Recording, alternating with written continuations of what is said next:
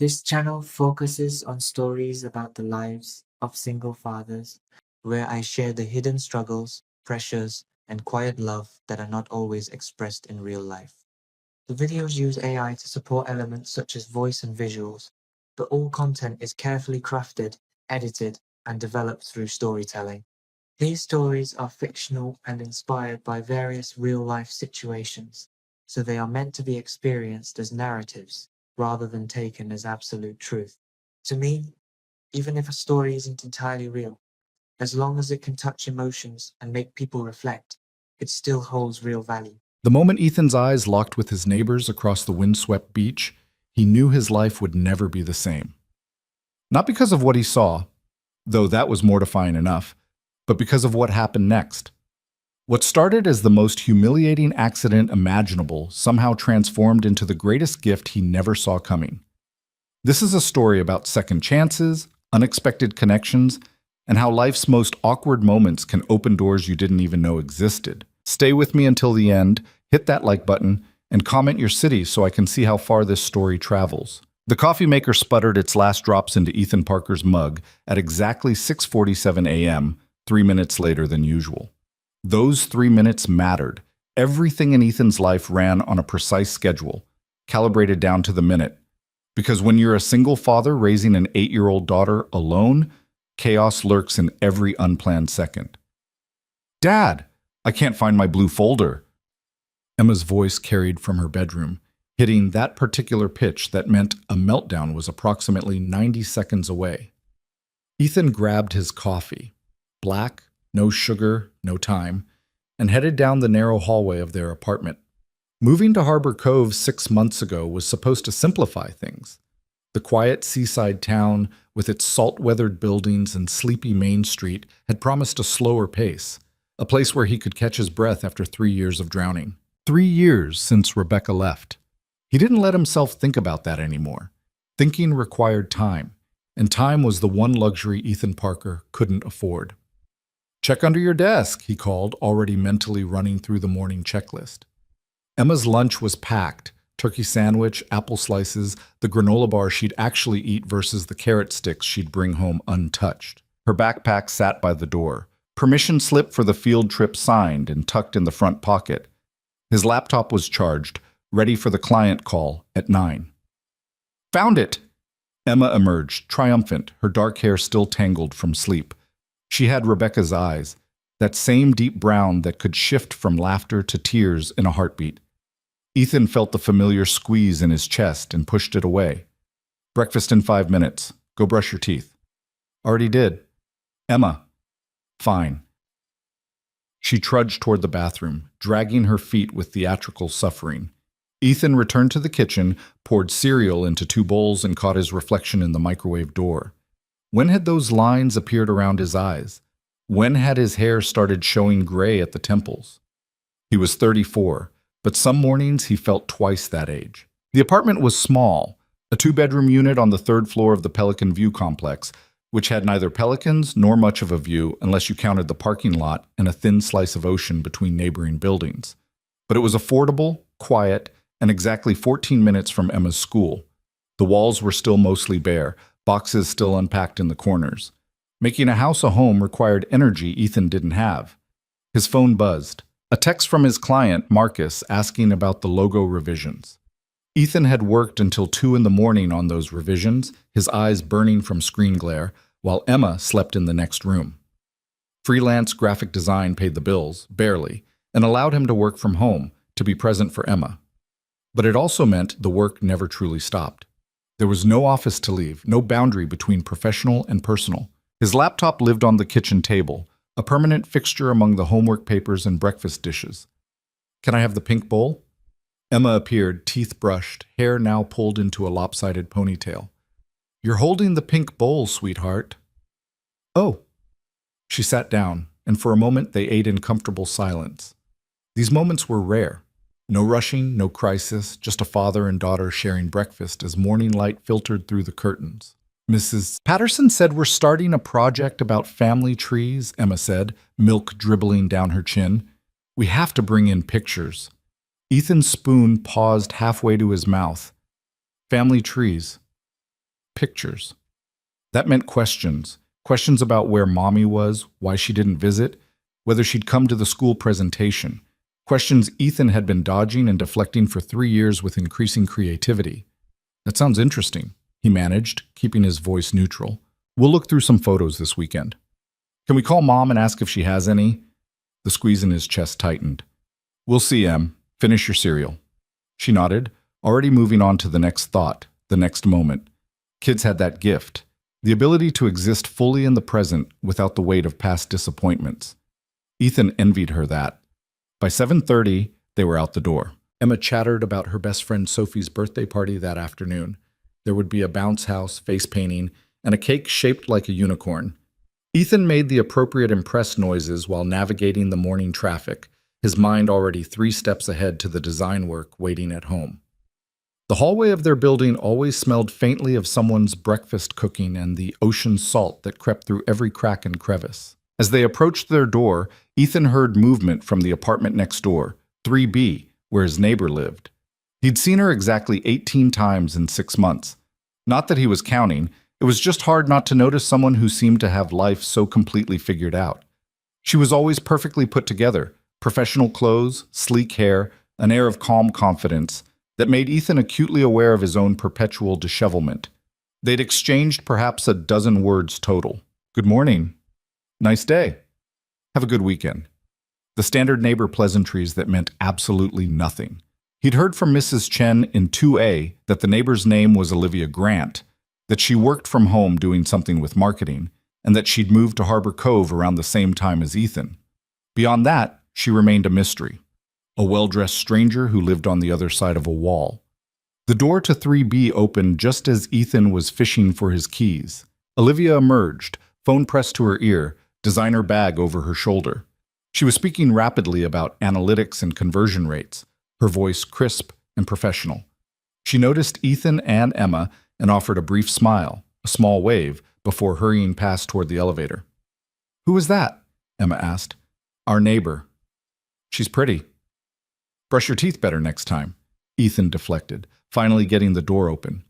Inside, he dropped his bag and immediately opened his laptop. The logo revisions glared at him from the screen. 3 variations for a local restaurant that couldn't quite articulate what they wanted, but definitely knew what they didn't want. He'd been through 7 rounds already. His fingers moved across the trackpad, adjusting, tweaking, second-guessing every choice. The hours blurred. Email, design work, another client call, a quick sandwich he didn't taste. By the time he looked up, it was 2:30 p.m., and he needed to pick up Emma from Sophie's party at 3. Ethan grabbed his keys and headed out, his mind still half-focused on color palettes and font choices. The drive to Sophie's house took him through Harbor Cove's modest downtown, a handful of shops, 2 restaurants, a library that looked like it hadn't been updated since 1987. Charming, if you were into that sort of thing.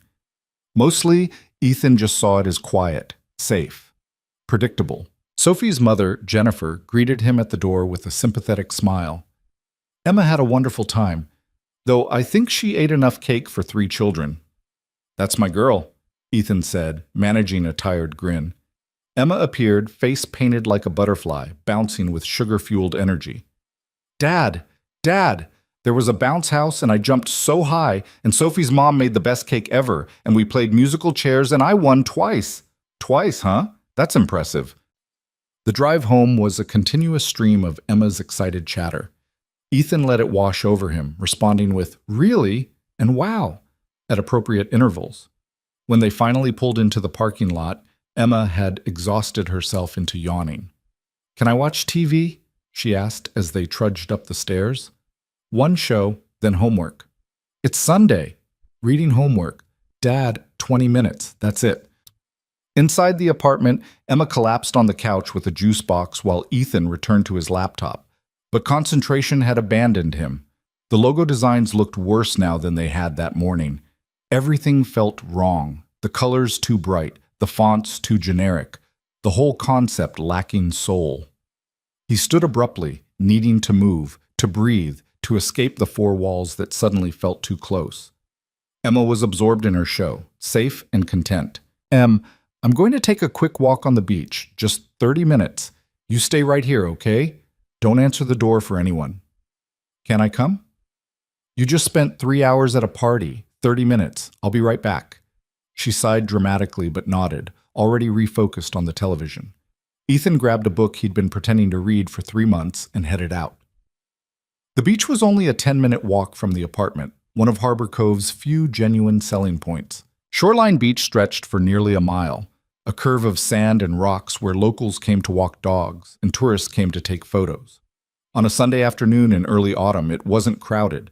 A few families with young children, an elderly couple walking hand in hand, a teenager throwing a ball for an overexcited golden retriever. Ethan found a spot near the water, far enough from others to feel alone, and sat down in the sand. He opened his book, some thriller Rebecca had recommended years ago before everything fell apart. But the words refused to form coherent sentences. His mind wandered, restless and unfocused.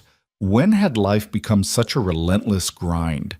When had he stopped being a person and become just a function? Father, worker, bill payer, problem solver? There was no space for Ethan Parker, the individual, anymore. That person had been buried under responsibility and exhaustion. The ocean rolled in steady waves, indifferent to human struggle. Ethan breathed in the salt air and tried to remember the last time he'd felt truly relaxed. The last time he'd laughed, really laughed, at something other than Emma's innocent observations. The last time he'd had a conversation with another adult about something other than work or parenting logistics. He couldn't remember.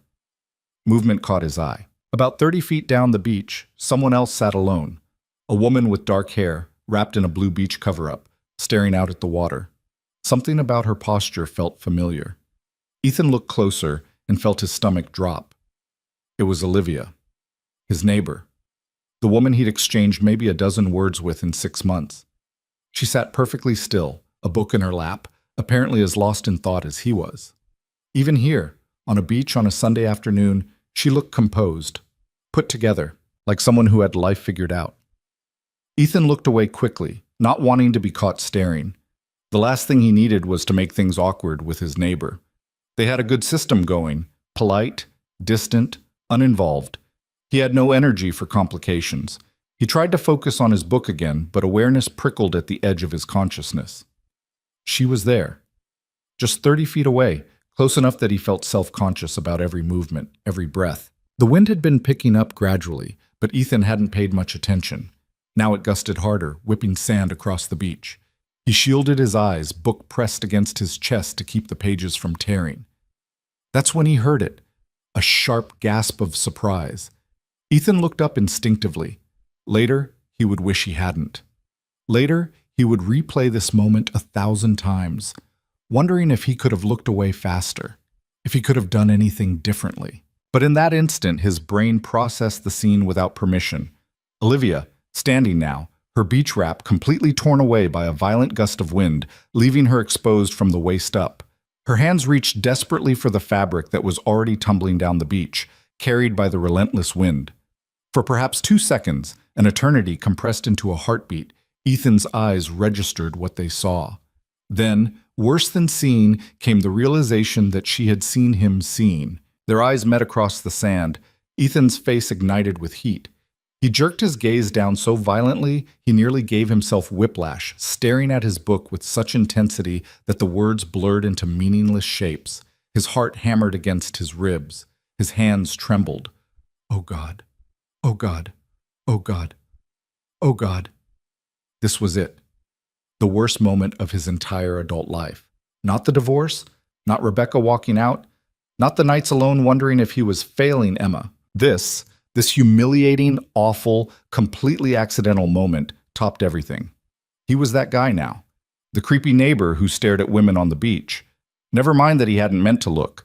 Never mind that it was an accident, a split second of bad timing and worse luck. None of that mattered. What mattered was what she thought, what she'd seen in his eyes before he looked away. Ethan's mind raced through options. Leave. He should leave immediately. Pack up, go home, move to a different apartment complex. Maybe a different state. Emma would understand. They could start over somewhere else. Somewhere he hadn't just destroyed his reputation and possibly committed some kind of harassment by looking at his neighbor when her clothing literally blew off her body.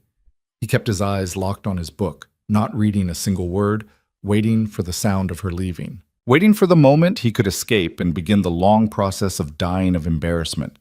But the sound that came wasn't footsteps walking away. It was footsteps approaching. Ethan's entire body went rigid.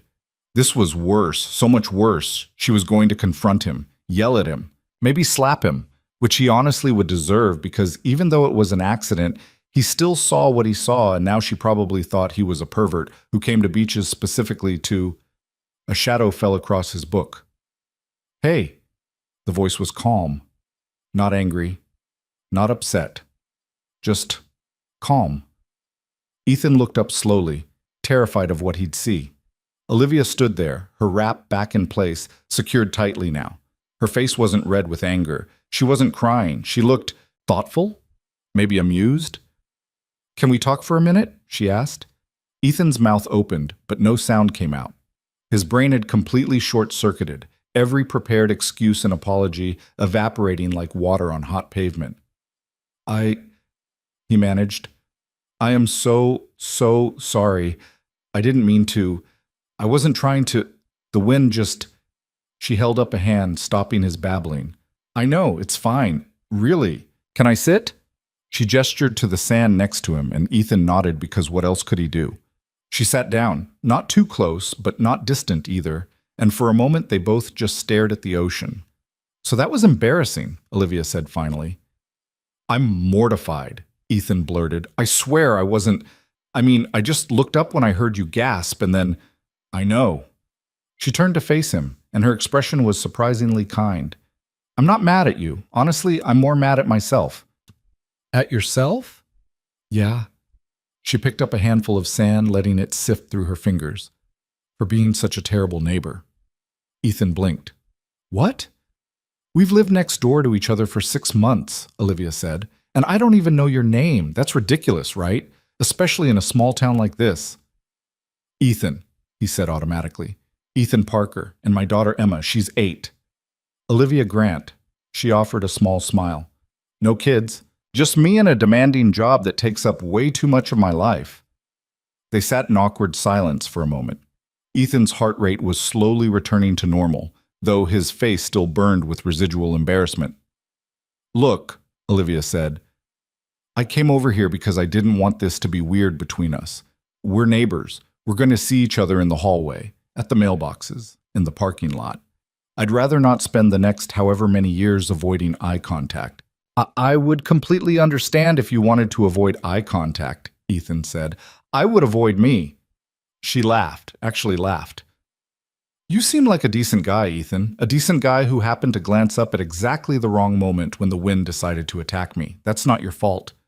Still mortifying. For both of us." She stood brushing sand from her legs. "But maybe it's a good thing." "How is this possibly a good thing?" "It forced us to actually talk to each other." She smiled again, more genuine this time. "There's a neighborhood gathering next Saturday. Potluck thing. Very casual. You should come. Bring Emma." Ethan hesitated. Social gatherings ranked somewhere below root canals on his list of preferred activities. "I don't know. Come on. You've been here 6 months, and I bet you haven't met anyone besides me and Mrs. Chen who tells everyone else's business." He couldn't argue with that. "Please?" Olivia pressed. "I promise it'll be painless. And there's usually good food. Mrs. Chen makes these spring rolls that are amazing. I'll think about it." "Good enough." She started to walk away, then paused and turned back. "Oh, and Ethan, for what it's worth, I've noticed you in the hallway. You and Emma. You seem like a good dad. She's lucky to have you." Before he could respond, she was walking away, her wrap fluttering in the wind that had caused all this chaos. Ethan sat alone on the sand, his book forgotten, his mind spinning. What the hell just happened? The most embarrassing moment of his life had somehow transformed into a conversation, an invitation, a weird bonding experience with his neighbor who he'd just accidentally seen topless. He looked down at his hands, still trembling slightly, and laughed. It was a short, disbelieving sound, but it felt good. When was the last time he'd laughed at himself? At the absurdity of life. The sun was starting to lower, casting golden light across the water. Ethan stood, brushed sand from his jeans, and headed back toward the apartment. Emma would be wondering where he was. As he walked, something strange settled in his chest. Not quite hope. That was too strong a word. But maybe possibility?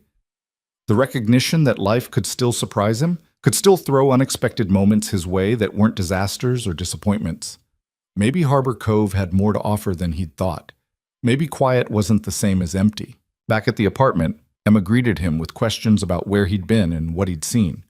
He told her about the ocean, the seagulls, carefully omitting the part about traumatizing their neighbor. That night, after Emma was asleep, Ethan sat at his laptop working on the logo designs. But his mind kept drifting to the beach, to Olivia's unexpected kindness, to the invitation he hadn't quite accepted. His phone sat on the table beside him. He picked it up, stared at it for a long moment, then set it back down. He'd think about it tomorrow. Right now, he had work to finish.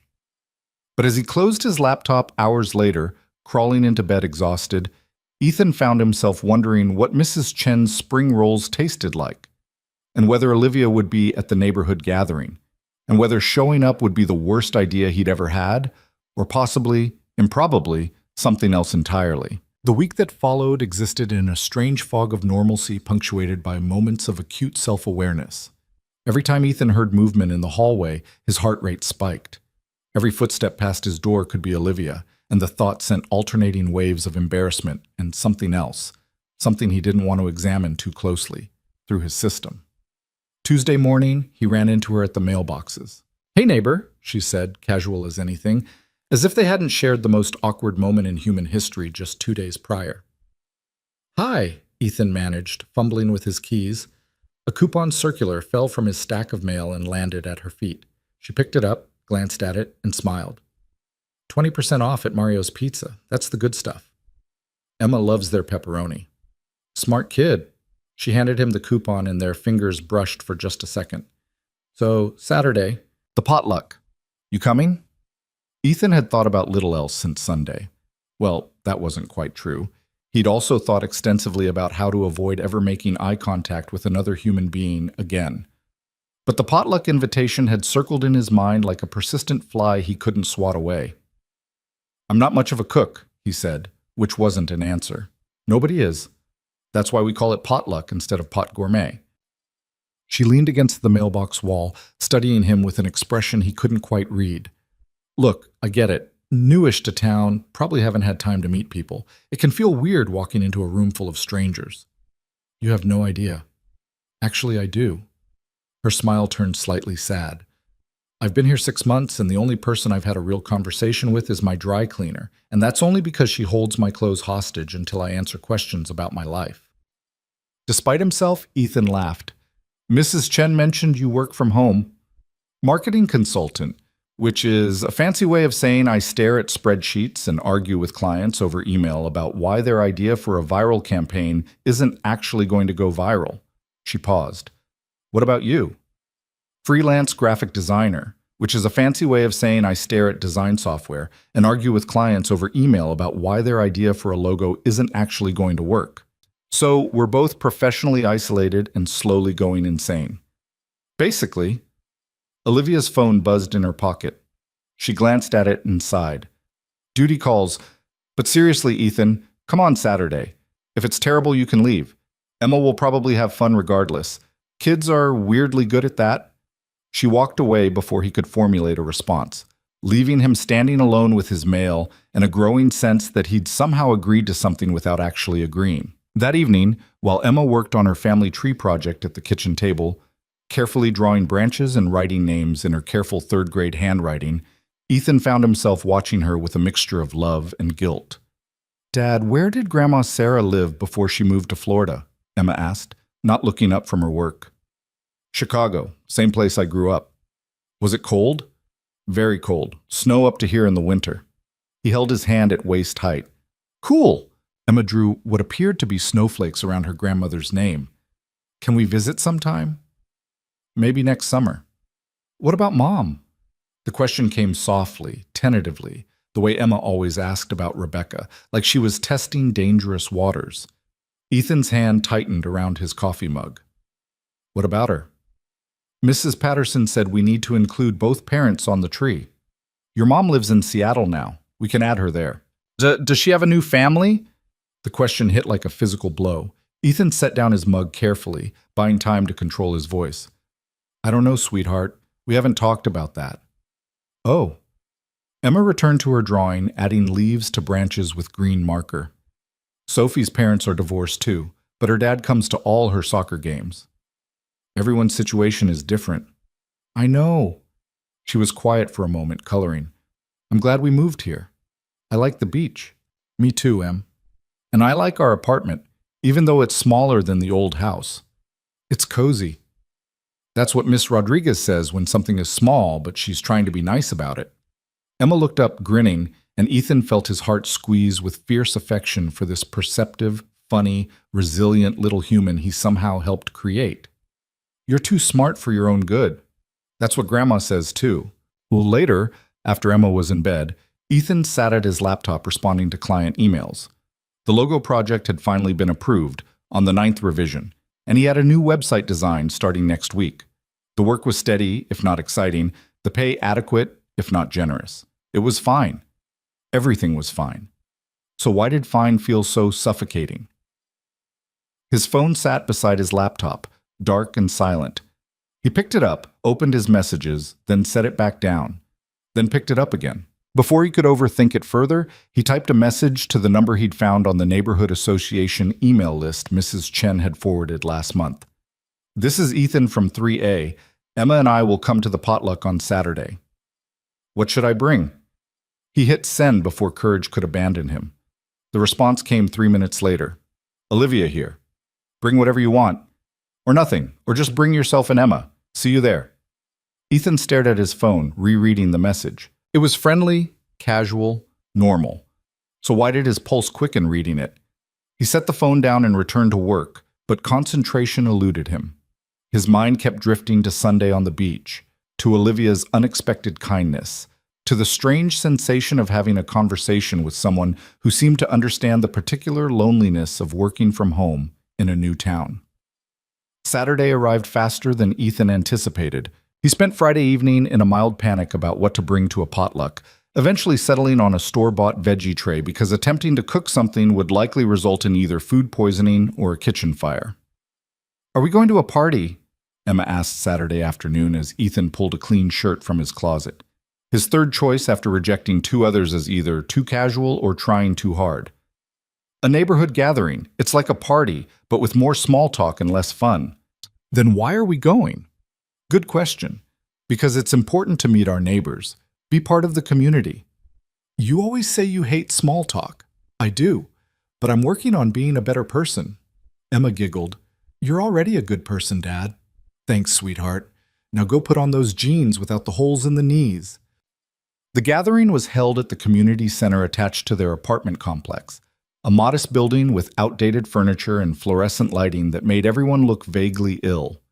When Ethan and Emma arrived at 6, carrying their veggie tray like a shield, the room was already half full with residents he vaguely recognized from passing in the parking lot. Mrs. Chen descended on them immediately. Ethan, Emma, so wonderful you came. She was a tiny woman in her 70s with enormous glasses and an even more enormous personality. Emma, there are cookies on that table. Help yourself. Ethan, you must meet everyone. This is Harold and Susan from 1B. They've been here 12 years. And this is Marcus. He just moved in last month. And over there is... The introductions blurred together. Ethan shook hands, smiled, made appropriate responses while his brain cataloged faces he'd immediately forget. Emma had already abandoned him for the cookie table, where she was chatting animatedly with another little girl. You look terrified, a familiar voice said near his ear. Ethan turned to find Olivia beside him, holding a glass of wine and wearing a smile that suggested she found his discomfort amusing. Is it that obvious? Only to people who know what social anxiety looks like. She handed him her wine glass. Here, you need this more than I do. I can't take your wine. There's a whole box in the kitchen. Trust me, you'll need fortification. She nodded toward Mrs. Chen, who was now engaged in animated conversation with a couple near the food table. She means well, but she can be a lot. Ethan took a grateful sip. The wine was mediocre at best, but the gesture felt significant. Thanks. How's Emma doing? He He glanced over at his daughter, now fully absorbed in some game with 3 other kids. Better than me, apparently. Kids are resilient like that. Olivia grabbed a mini quiche from a passing tray. So, I have a confession. Ethan's stomach dropped. What? This whole thing, she gestured at the room, is kind of awful. I was hoping maybe we could grab actual dinner first, just the 2 of us. Adult conversation, real food, no fluorescent lighting. The suggestion hung in the air between them. Ethan's first instinct was to decline, to make an excuse about Emma or work or anything that would protect him from the vulnerability of sitting across a table from someone and attempting real conversation. But something in Olivia's expression stopped him. She looked almost nervous, like maybe she was taking a risk too. "What about Emma?" he asked. "Mrs. Chen runs a tight ship.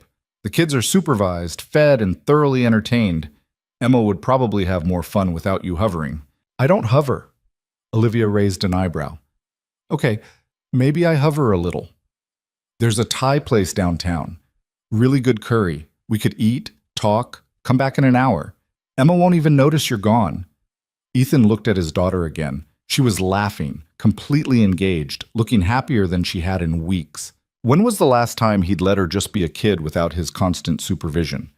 When was the last time he'd let himself be anything other than a parent? "Okay," he heard himself say. "Let's do it." 20 minutes later, they were seated at a corner table in a small Thai restaurant called Lotus Garden. The space was intimate, dimly lit, with aromatic steam rising from dishes at nearby tables. Ethan felt absurdly underdressed in his jeans and button-down, though Olivia had also dressed casually in dark pants and a simple sweater. "I haven't been on a—" Ethan started, then stopped himself. "Date?" Olivia supplied, looking amused. "Is that what this is?" "I don't know. Is it? Does it matter?" She studied her menu. "Let's just call it dinner between 2 neighbors who both needed an escape from forced socializing." "That works." They ordered green curry for her, pad thai for him, and for a few moments occupied themselves with water glasses and napkins and all the small rituals of settling at a table. "So," Olivia said finally, "tell me about the worst client you've ever had." Ethan laughed, surprised by the question. "Why would you want to hear about that?" "Because misery loves company, and I'm guessing your client horror stories will make me feel better about mine." "Fair enough." He thought for a moment. "There was this guy last year who hired me to design a logo for his new business. He wanted something professional but fun, serious but playful, modern but timeless. So, everything and nothing." "Exactly. I sent him 15 different concepts. 15. He rejected them all. So I asked him to describe exactly what he wanted, and he said, 'You're the designer. You should know.'" Olivia groaned. "I hate that. You're the expert. Just figure it out, as if we're mind readers." "Right?" So I sent him 3 more options. He rejected those too. Finally, I sent him the very first design I'd created, the one he'd rejected immediately, with a different color scheme. No. Yes, he loved it. Said it was exactly what he'd been looking for all along. That's infuriating. Welcome to freelance life. Ethan took a sip of water. Your turn. Worst client story. Olivia leaned back in her chair, eyes brightening with the particular energy that comes from sharing professional grievances. Okay, so I had this client who hired me to overhaul their social media strategy. They were a boutique hotel, pretty upscale, wanted to attract younger travelers. I created this whole campaign around authentic local experiences, partnered with local businesses, the works. Sounds good so far. It was good. The engagement went up 40% in the first month, but then the owner's daughter, who had zero marketing experience, decided she should be in charge. She changed everything, started posting blurry photos of the lobby with captions like "Come visit us," with 12 exclamation points. Ouch! It gets worse. When the engagement dropped, they blamed me. Said my strategy wasn't sustainable. I showed them the analytics, the before and after data, everything. Didn't matter. They wanted someone to blame, and I was convenient. Did you fire them? Eventually, but not before they left a 1-star review claiming I didn't understand their brand vision. She made air quotes, rolling her eyes. I still get angry thinking about it. Their food arrived, interrupting the conversation. For a few minutes, they ate in comfortable silence, and Ethan realized with some surprise that he was enjoying himself. When was the last time he'd sat at a restaurant with another adult? When was the last time he'd talked about work with someone who understood the particular frustrations of the freelance world? Can I ask you something? Olivia said, setting down her fork. Sure. Why Harbor Cove? I mean, I know why I moved here, but what brought you? Ethan considered how much to share. The truth felt too heavy for a first dinner that wasn't a date, but something about Olivia's directness invited honesty. Fresh start, he said finally. Emma's mom and I divorced 3 years ago. She moved to Seattle for a job opportunity, and I stayed in Sacramento trying to make things work. But everything there reminded me of the life I thought I was going to have. The house we'd bought together, the parks where we'd take Emma on weekends. All of it felt haunted. So you ran away. I prefer strategic relocation. He smiled slightly. What about you? Olivia was quiet for a moment, pushing curry around her plate. Similar story, different details. I was in San Francisco, working at a marketing firm. 60-hour weeks, impossible deadlines, a boss who thought sleep was for the weak. I was good at it, really good. Got promoted twice in 3 years. But I looked up one day and realized I was 32 years old. I hadn't taken a vacation in 4 years, and I couldn't remember the last time I'd had a conversation about anything other than work. My friends stopped inviting me to things because I always canceled. I missed my sister's wedding because of a client emergency that could have absolutely waited until Monday. That's rough. It was my choice. That's what made it worse. Nobody forced me to work those hours. I did it because I thought success meant being indispensable. Turns out being indispensable just means you never get to rest. She took a long drink of water. So I quit, started freelancing, moved here thinking slower pace, ocean views, simpler life, and yet somehow I still work the same hours, still stress about the same things, just in a smaller town with better scenery. We're a mess, aren't we? Ethan said it lightly, but he felt the weight of recognition. They were both running from something, both hoping geography would solve problems that lived inside them. Completely. Olivia smiled, but it didn't quite reach her eyes. The worst part is, I don't even know what I'm working toward anymore. When I was at the firm, it was clear. Next promotion, bigger office, higher salary. Now, I take projects, finish them, take more projects. There's no finish line. Welcome to Freelance Life, Part 2. They laughed, and the heaviness lifted slightly. The waiter came by to refill water glasses and ask about dessert. They declined, but neither moved to leave. Can I ask about Emma's mom? Olivia said carefully. You don't have to answer. I'm just curious. Ethan had deflected this question 1,000 times from well-meaning acquaintances and distant family members, but sitting across from Olivia, he found he didn't want to deflect. Rebecca, he said. We met in college. Got married young, probably too young. Emma came along when we were 26 and we were completely unprepared. But we tried. For 5 years, we really tried. What happened? She got a job offer in Seattle. Big promotion, great opportunity. I was freelancing by then, so theoretically I could work from anywhere. But Emma was in school, had friends. Rebecca wanted us all to move. I wanted to stay. We fought about it for months. He paused, remembering those awful fights, the raised voices, the slammed doors, the terrible things said in anger that couldn't be unsaid. Eventually, she gave me an ultimatum. Come with her or she'd go alone. I thought she was bluffing. She wasn't. He looked down at his empty plate. She moved to Seattle and filed for divorce 3 months later. I got primary custody since I was the stable parent staying put. She visits Emma maybe 4 times a year. That's awful. I'm sorry. The worst part is I don't even know if I made the right choice. Maybe we should have moved. Maybe I was being stubborn. Maybe I destroyed my marriage because I was too afraid of change. Or maybe she destroyed it by making you choose between your marriage and your daughter's stability, Olivia said quietly. Sounds like she made her choice too. Ethan looked up, surprised by the fierceness in her voice. Sorry, she said quickly. I don't know the whole story. I shouldn't judge. No, you're right. I've spent 3 years blaming myself for everything. It's weirdly refreshing to hear someone say it wasn't entirely my fault. They sat in silence for a moment, the restaurant humming with quiet conversation around them. We should probably get back, Olivia said finally, before Mrs. Chen sends a search party. Probably, but neither of them moved immediately. Ethan found himself reluctant to end this, whatever this was. This moment of connection with someone who seemed to understand the particular loneliness of his life.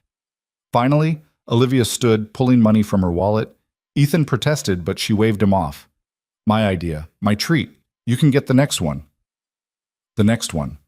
The words implied a future, a continuation. Ethan felt something warm settle in his chest. The walk back to the community center took 10 minutes through Harbor Cove's quiet streets. The sun had set fully now, leaving the town lit by street lamps and the occasional glow from house windows. Thank you, Wes, Ethan said as they approached the building. For dinner, for listening, for not thinking I'm a complete disaster. You're not a disaster. You're just someone trying to figure things out, like everyone else. Olivia stopped walking, turning to face him. Can I be honest about something? Sure, but when I invited you to dinner, I told myself it was just friendly neighbor stuff. Two people who work from home, both newish to town, making connections. Very casual, very normal.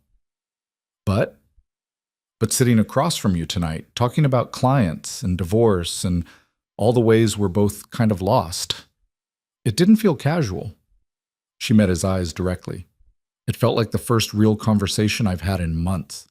Maybe longer. Ethan's heart was doing complicated things in his chest. I felt that too. So maybe we could do it again?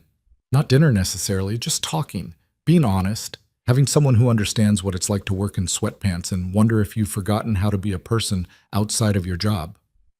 I'd like that. They stood there on the sidewalk, and for a moment Ethan thought about reaching for her hand.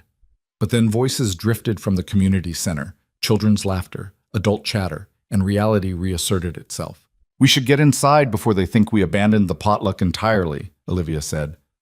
Right. Inside, the gathering was winding down.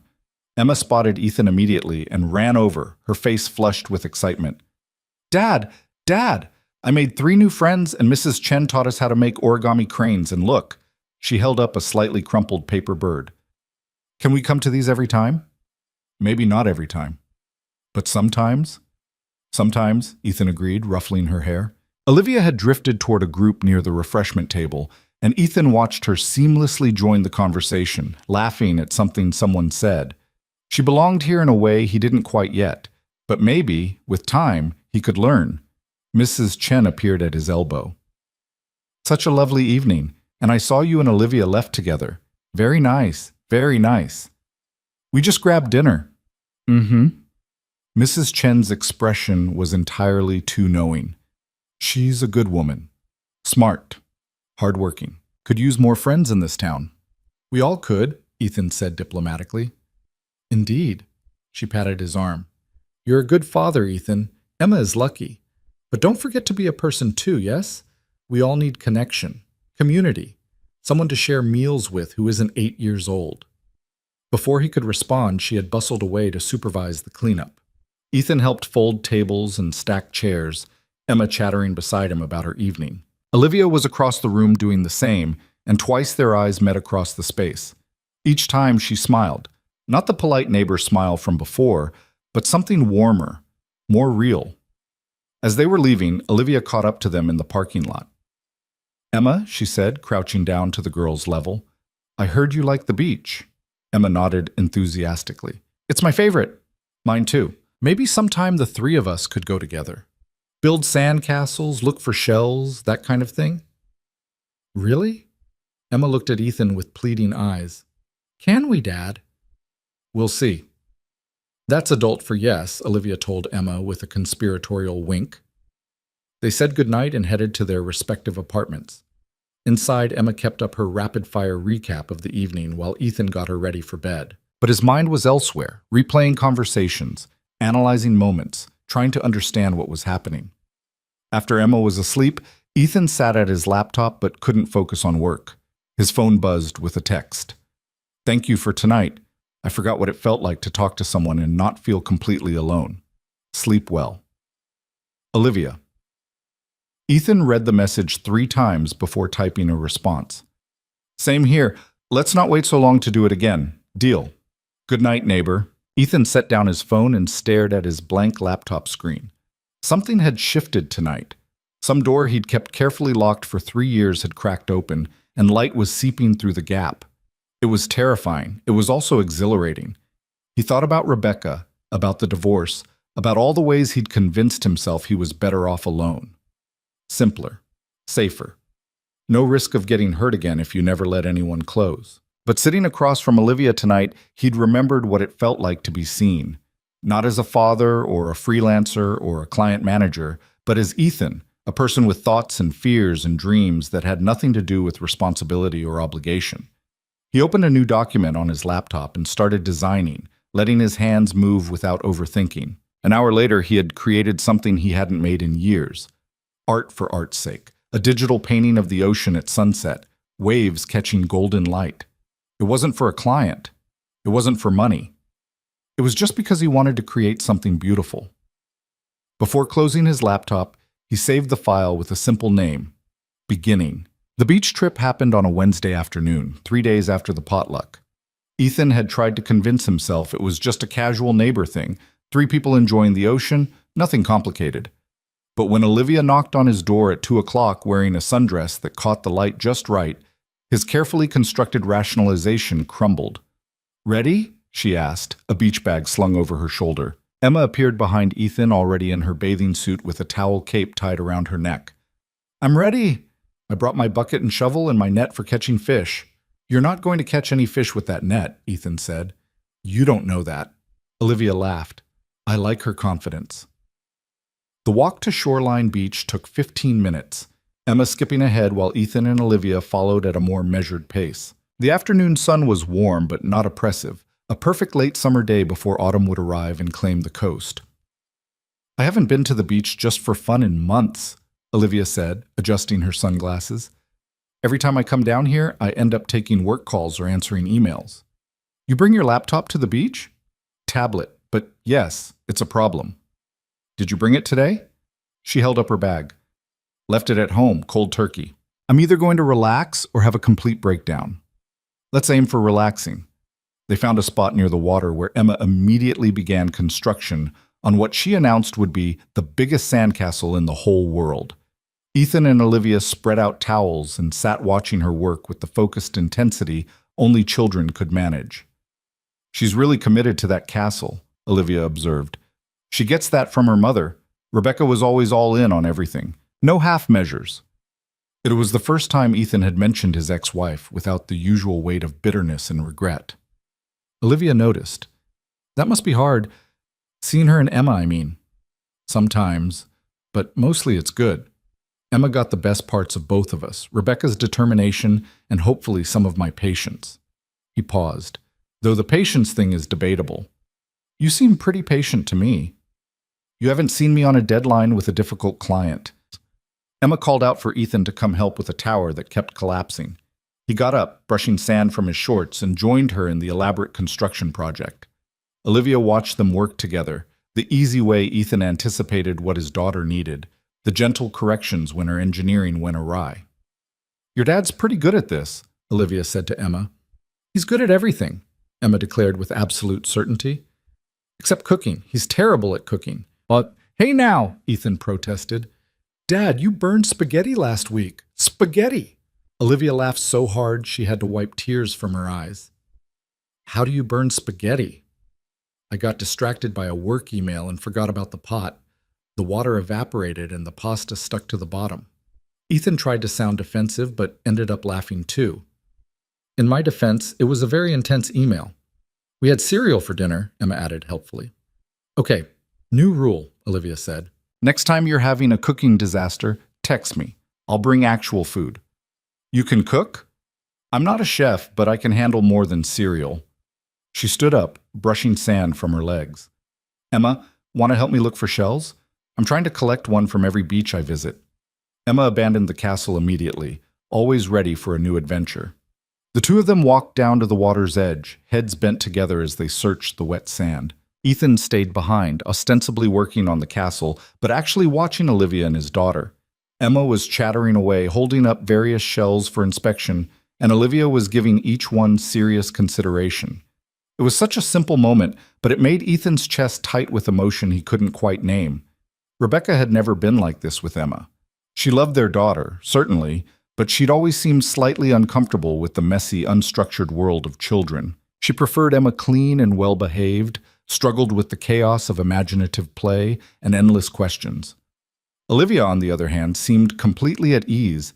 She crouched in the sand, examined rocks and shells with genuine interest, laughed at Emma's running commentary about mermaids and sea monsters. They returned 20 minutes later, Emma's hands full of treasures. "Look what we found, Dad!" She dumped her collection on the towel. "This one is for the castle tower, and this one looks like a butterfly, and Olivia said this one might be from a crab." Very impressive haul. Emma immediately returned to construction, incorporating her new materials into the design. Olivia sat down beside Ethan, closer than before, their shoulders almost touching. "She's amazing," Olivia said quietly. "You're raising an amazing kid." "I'm trying. Most days I feel like I'm barely keeping it together." "That's what every parent says. But she's happy, curious, kind. You're doing something right." They sat in comfortable silence, watching Emma work. The ocean rolled in steady rhythm, and Ethan felt something inside him settle, a quietness he hadn't experienced in years. "Can I ask you something?" Olivia said after a while. "Sure." "When was the last time you did something just for yourself? Not for Emma, not for work, just because you wanted to?" Ethan thought about it. "I honestly can't remember." "That's what I figured." She pulled her knees up, wrapping her arms around them. "I'm the same way. Everything is always for work or obligations or maintaining some version of myself that I think I'm supposed to be. But I can't remember the last time I did something just because it brought me joy." "Is that why you moved here? Looking for joy?" "Maybe, or maybe just looking for space to figure out what joy even looks like anymore." She turned to look at him. "Do you ever feel like you're waiting for your real life to start? Like this is all just temporary, and eventually you'll figure out what you're actually supposed to be doing?" "Every single day." "It's exhausting, isn't it? The constant feeling that you're not quite where you're supposed to be." Emma ran over with a request for water, interrupting their conversation. Ethan handed her a bottle from his bag, and she gulped it down before racing back to her project. "I have an idea," Olivia said suddenly. "Should I be worried?" "Probably." She grinned. "There's this charity fundraiser next Friday, some ocean conservation thing. I got invited through a client, and I really should go for networking purposes, but the thought of attending alone sounds miserable." Ethan's stomach did a complicated flip. "Are you asking me to go with you?" "As my date? Yes." She said it matter-of-factly, but he could see nervousness in the way she wouldn't quite meet his eyes. "Unless that's too weird. We can forget I mentioned it." "It's not weird, it's just—" Ethan stopped, trying to organize his thoughts. "I haven't dated anyone since the divorce. I don't even know if I remember how." "So we'll both be terrified together. That's better than being terrified alone, right?" "Is it?" "Statistically, probably not. But emotionally, maybe." She finally looked at him directly. "Look, I like you, Ethan. I like talking to you. I like that you understand what it's like to work from home and slowly lose your mind.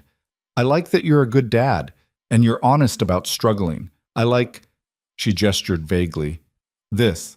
Whatever this is." Ethan's heart was racing. "I like this too.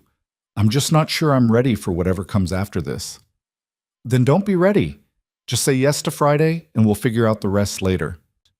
Emma chose that moment to announce her castle was complete, demanding they both come admire her work. They stood, and Ethan found himself grateful for the interruption, for the chance to collect his thoughts. The castle was actually impressive. Multiple towers, a moat, shells decorating every surface. Emma had even created a flag from a stick and a piece of seaweed. "This is incredible," Olivia said, crouching down to examine it more closely. "You should be an architect when you grow up." "What's an architect?" "Someone who designs buildings." Emma considered this. "Can I design castles?" "Absolutely." They took pictures, Emma posing proudly beside her creation.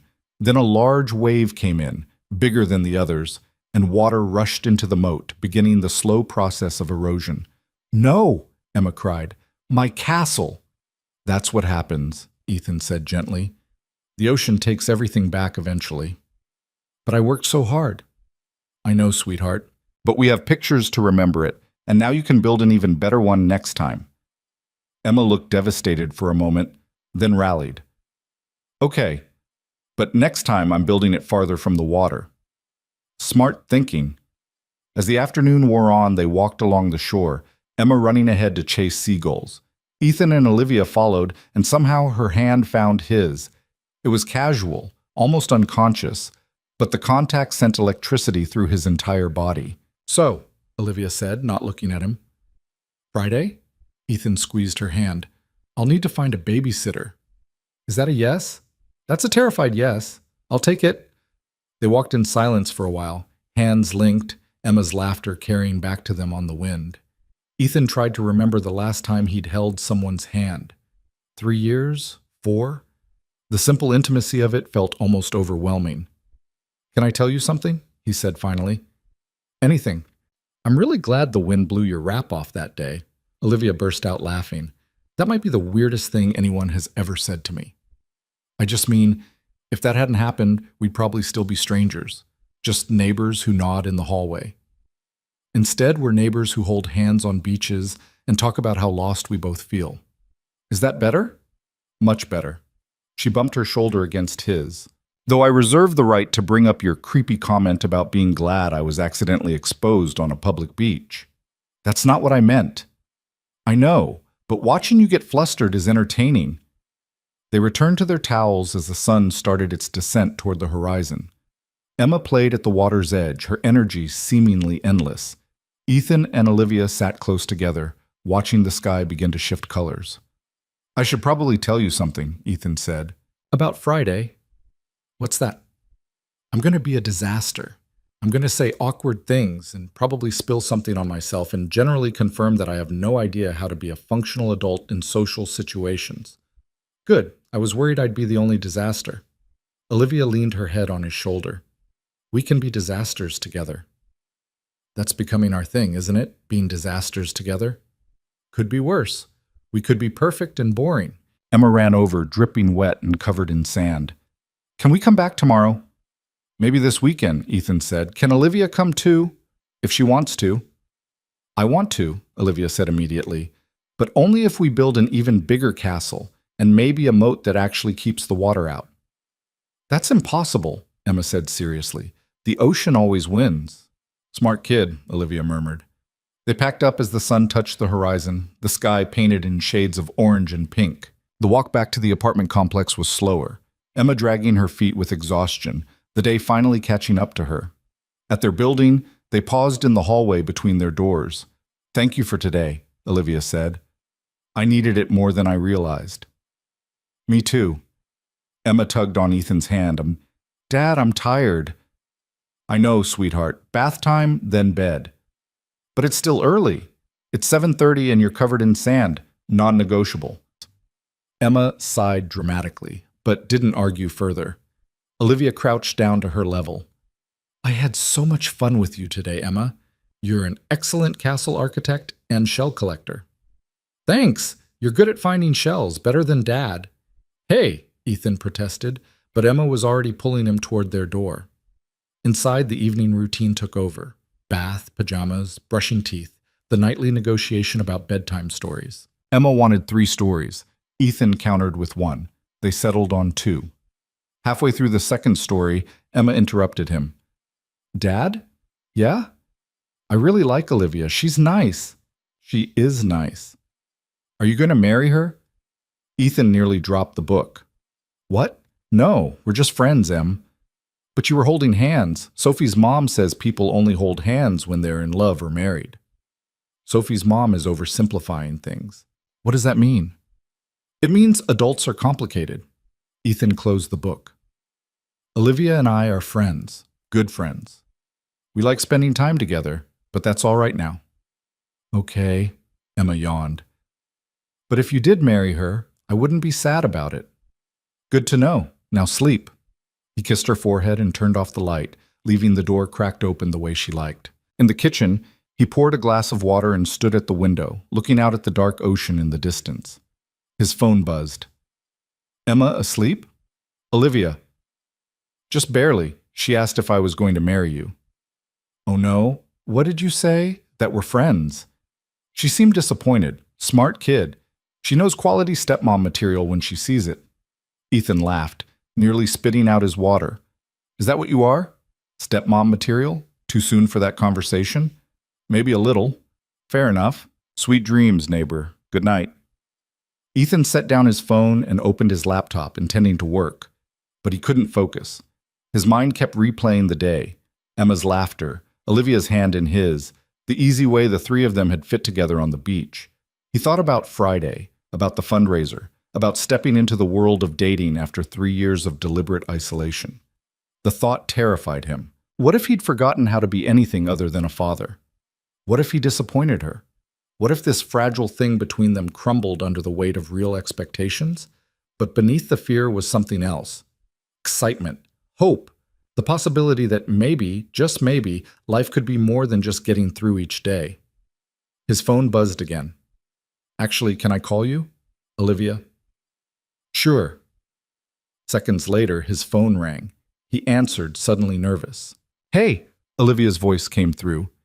Sorry, I know it's late. I couldn't stop thinking about something. What's that? When I asked you to the fundraiser, you said yes because I put you on the spot. I want to make sure you actually want to go, not just feel obligated because your weird neighbor asked you out. You're not weird. Well, you're a little weird, but in a good way. Ethan, I want to go, he said honestly. I'm terrified and I'll probably embarrass myself, but I want to go. With you. He could hear her exhale, relieved. Okay, good, because I really want you there. Not just as a buffer against awkward networking. I genuinely want to spend the evening with you. Even knowing I'll probably spill something? Especially knowing that. At least then I won't be the only one making mistakes. She paused. Can I ask you something else? Always. When you were married, were you happy? Before it fell apart, I mean. The question caught him off guard. Sometimes, in moments. But looking back, I think we were both performing happiness instead of actually feeling it. We were good at the surface stuff, the date nights, the family photos, the right responses at parties. But underneath, I'm not sure we really knew each other. That's sad. It is, but it's also freeing in a weird way. I don't want to perform anymore. I don't want to pretend to be something I'm not just to make someone else comfortable. Is that why you're terrified of Friday? Because you'll have to perform? Maybe. Social situations always feel like performance. Like everyone else got a script and I'm just improvising badly. What if we made a deal? Olivia's voice was soft. No performing. Not with each other. We show up as our actual disaster selves and just see what happens. That sounds simultaneously liberating and horrifying. Most good things are. They talked for another hour, about nothing important, favorite movies, childhood memories, the peculiarities of working from home. Ethan found himself laughing more than he had in months, the conversation flowing effortlessly. Finally, Olivia yawned audibly. I should let you go, Ethan said. Probably. Big day tomorrow. I have a client call at 8, and I need to at least pretend to be professional. Good luck with that. Thanks. And Ethan? I'm really glad we're doing this. Whatever this is. Me too. After they hung up, Ethan sat in the quiet apartment, a smile he couldn't quite suppress on his face. Through the wall, he could hear faint sounds of movement, Olivia getting ready for bed in the apartment next door. They were separated by drywall and insulation, but somehow the distance felt smaller than it had just weeks ago. The next few days passed in a blur of work and parenting, punctuated by text messages that made Ethan smile at inappropriate moments. Olivia sent him pictures of her attempts at cooking dinner, increasingly elaborate and increasingly disastrous. He responded with photos of his own culinary failures, and they developed a running joke about who could create the most inedible meal. Emma noticed the change in him. You're happy, Dad, she said one morning over breakfast. I'm always happy. No, you're always okay, but now you're actually happy. You smile at your phone. I smile at my phone sometimes. Not like this. You smile like Sophie does when she talks about her crush on Tyler. I do not have a crush on anyone. Emma gave him a knowing look that was far too wise for an 8-year-old. Okay, Dad. Finding a babysitter for Friday proved challenging. Ethan's usual backup, Mrs. Chen, had plans. Jennifer from Sophie's family was out of town. He was about to cancel when Olivia texted with a solution. My sister lives an hour away. She's been begging to meet Emma. She has 2 kids and is very responsible. Thoughts? Your sister? I know it's a lot, but she's great with kids and she owes me for watching hers last month. Plus, this way we don't have to worry about time. Ethan hesitated. Leaving Emma with a complete stranger felt wrong. But then again, Olivia wouldn't suggest it if she had any doubts. Okay, but I need to meet her first. Absolutely. She can come by Thursday afternoon? Perfect. Thursday afternoon, Olivia's sister Sarah arrived with her own 2 children in tow, a 6-year-old boy named Jake and a 4-year-old girl named Mia. She was younger than Olivia, with the same dark hair but a more chaotic energy. So you're the famous Ethan, Sarah said, shaking his hand enthusiastically. Olivia hasn't stopped talking about you. Sarah, Olivia warned. What? It's true. Ethan this, Ethan that. He's so thoughtful. He's such a good dad. I'm going to kill you. Emma emerged from her room, curious about the noise. Within minutes, she and Jake were racing around the apartment while Mia followed behind, and Sarah was asking Ethan detailed questions about Emma's bedtime routine, allergies, and emergency contacts. She'll be fine, Sarah assured him. We'll order pizza, watch movies, probably build a fort, standard Friday night activities. And you have my number? And Olivia's number, and probably your mother's number if I really needed it. She smiled. Relax. Go have fun. Your daughter will survive one evening without you. That night, Ethan stood in front of his closet for 20 minutes, trying to decide what to wear to a charity fundraiser. Everything looked wrong. Too casual, too formal. Too much like he was trying too hard. Finally, he texted Olivia. What's the dress code for this thing? Business casual. But like, relaxed business casual. You know what? Ignore that. Just wear whatever makes you feel good. Nothing makes me feel good. I look ridiculous in everything. Impossible. You looked good covered in sand and seawater. You'll be fine. He settled on dark pants and a button-down shirt.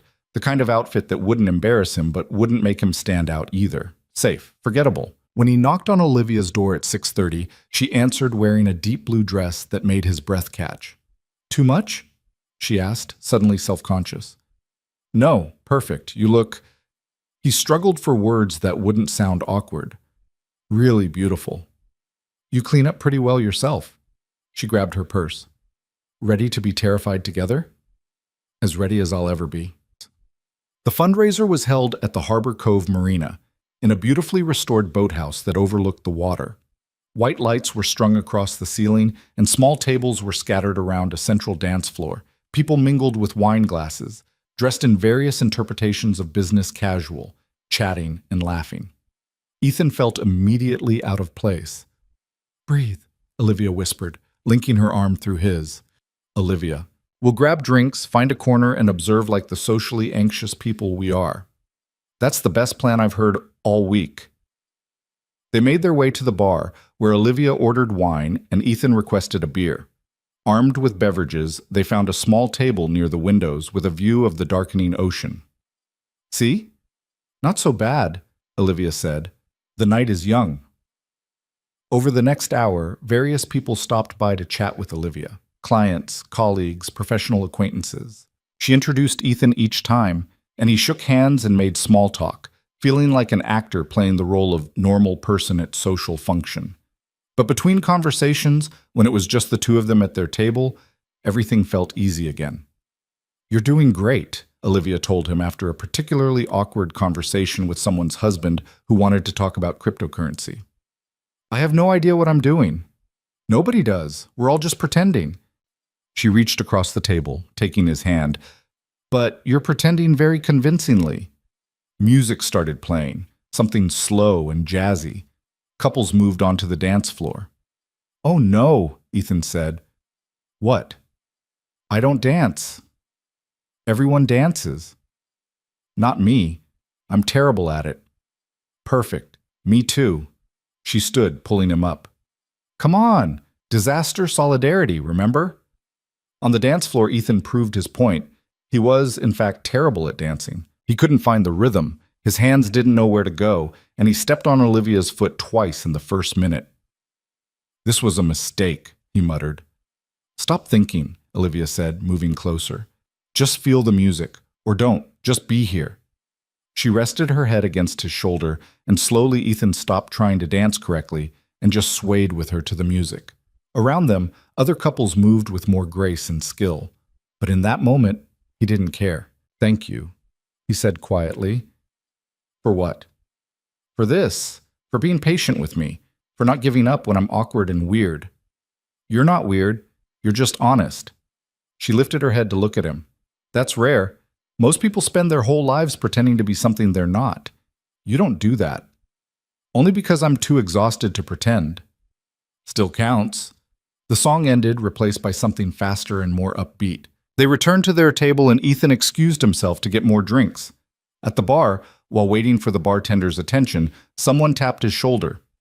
"Ethan? Ethan Parker?" He turned to find a woman he vaguely recognized but couldn't place. "Amanda Chen," she supplied. "Mrs. Chen's daughter. We met at the building once." "Right, of course." He'd seen her maybe once, briefly. "I heard you were seeing someone. Mom mentioned it." Amanda smiled. "Is that her? The woman in the blue dress?" It's new. We're figuring things out. She's pretty, and Mom says she's nice, which is high praise. Mom doesn't like anyone." Ethan laughed. "Your mom likes everyone." "She likes to think she likes everyone. There's a difference." Amanda glanced over at Olivia. "Seriously though, good for you. Mom said you've been alone since the divorce. It's good to see you putting yourself out there again." The bartender appeared before Ethan had to respond. He ordered drinks and returned to the table, where Olivia was scrolling through her phone with a slight frown. "Everything okay?" he asked. "Client email. They want revisions on a campaign we've already revised 4 times. She put her phone away. "I'm not dealing with it tonight." "Good." They sat in comfortable silence, watching people dance and mingle. The ocean beyond the windows was dark now, marked only by the lights from boats in the distance. "Can I tell you something?" Olivia said suddenly. "Of course." "When I moved here, I told myself I was done with relationships, done with trying to make connections with people who didn't understand me. I was just going to focus on work and building the perfect independent life." "What changed?" "You did." She met his eyes. "Or maybe not you specifically. Maybe just the reminder that isolation isn't actually peaceful. It's just lonely." Ethan knew exactly what she meant. "I told myself the same thing after Rebecca left, that being alone was easier, safer. No one could hurt me if I didn't let anyone close." "How's that working out?" "Terribly. Turns out humans aren't meant to be completely alone." "Shocking revelation," Olivia said dryly. "Someone should write that down." They laughed, and the weight of the conversation lifted. Around them, the fundraiser continued, people talking, laughing, dancing, playing their parts in the social theater. But at their small table by the window, Ethan felt something shift. This wasn't performing. This wasn't pretending. This was real. Around 9:30, they decided to escape the noise. The fundraiser would continue for hours, but neither of them wanted to stay. They'd done their social duty, made the required appearances, smiled at the right people. Now, they just wanted air. Outside, the night had turned cool, the deck wrapped around the boathouse, overlooking the marina where boats rocked gently in their slips. String lights illuminated the wooden planks beneath their feet, and the sound of water lapping against hulls provided a steady rhythm beneath the muffled music from inside. Olivia leaned against the railing, staring out at the dark expanse of ocean beyond the harbor. Ethan stood beside her, close enough that their shoulders touched. "Thank you for coming tonight," she said softly. "I know this wasn't your idea of fun. It wasn't terrible." "Liar. You looked like you wanted to escape the entire time." "Only 70% of the time. The other 30% was actually okay." She laughed, the sound carrying across the water. "I'll take 30%. A boat horn sounded somewhere in the distance. Ethan watched the lights from passing vessels, red and green navigation markers moving slowly across the black water. "Can I ask you something?" he said. "Anything. Earlier, when you said I changed things for you, what did you mean?" Olivia was quiet for a moment, considering. "I spent 3 years in San Francisco convincing myself I didn't need anyone. that relationships were just distractions from building a successful career. I watched all my friends get married, have kids, build these full lives, and I told myself I was choosing something different, something better. But you weren't happy. I was accomplished, which I kept telling myself was the same thing. She turned to face him, leaning sideways against the railing. Then I moved here, thinking a change of scenery would fix everything, but I just brought all the same problems with me. Different location, same loneliness. I know that feeling. The beach thing. When the wind blew my wrap off and you looked up at exactly the wrong moment, I was mortified, obviously, but I was also weirdly grateful. Grateful? It forced us to acknowledge each other, to actually talk instead of just existing in parallel universes separated by a wall. She smiled slightly. I'd noticed you before that. You and Emma in the hallway, always rushing somewhere. You looked exhausted and overwhelmed and like you were barely holding it together. That's accurate. But you were also clearly trying so hard, carrying groceries and Emma's backpack and your laptop bag all at once, answering her questions even when you obviously had a million other things on your mind. I admired that. The commitment to showing up even when you're running on empty. Ethan felt heat rise in his face, grateful for the darkness that hid his blush. I didn't know you noticed. I notice a lot of things. Olivia reached out, touching his hand where it rested on the railing. I noticed how you always hold doors for people even when you're in a hurry. How you say thank you to the mail carrier. How Emma looks at you like you hung the moon. She's biased. Maybe, but kids are usually right about people. They stood hand in hand, the party continuing behind them, the ocean vast and dark before them. Ethan felt the weight of the moment, the significance of standing here with someone who saw him, really saw him, and didn't look away. I need to tell you something, Olivia said, and her voice had changed, become more serious, about why I really asked you here tonight. Ethan's stomach tightened. Okay. The fundraiser was real. My client connection, the networking opportunity, all of that was true. But I also... She paused, searching for words. I needed to know if this thing between us could exist outside of our building, outside of the beach and casual conversations in the hallway. I needed to know if it was real or just convenience. And I think it's real, at least for me. She met his eyes directly. I know it's fast. We've known each other for what, 3 weeks? That's nothing. That's barely enough time to decide if you like someone's taste in movies, let alone whether you want to. She stopped herself. Want to what? Want to try. Really try. Not just casual dating or seeing where things go, but actually building something. She looked scared now, vulnerable in a way he'd never seen her. I'm terrible at this, at being honest about what I want. My default is always to play it cool, act like nothing matters, protect myself from disappointment. What do you want? Ethan asked quietly. I want this. You. Us. Whatever we're becoming. The words came out in a rush. I want to have dinner together more than once a week. I want to build sandcastles with Emma and argue about whose client is worse and learn what you look like first thing in the morning. I want to know what scares you and what makes you laugh and what you dream about when you let yourself dream. Ethan's heart was hammering so hard he was certain she could hear it. That's a lot. I know, and if it's too much, if you need more time, or if you're not ready for... He kissed her. It wasn't planned, wasn't thought through. He just leaned forward and pressed his lips to hers, cutting off her nervous rambling with action instead of words. For a moment, Olivia was perfectly still, surprised. Then she melted into him, one hand coming up to cup his face, the other gripping the front of his shirt like she needed to anchor herself.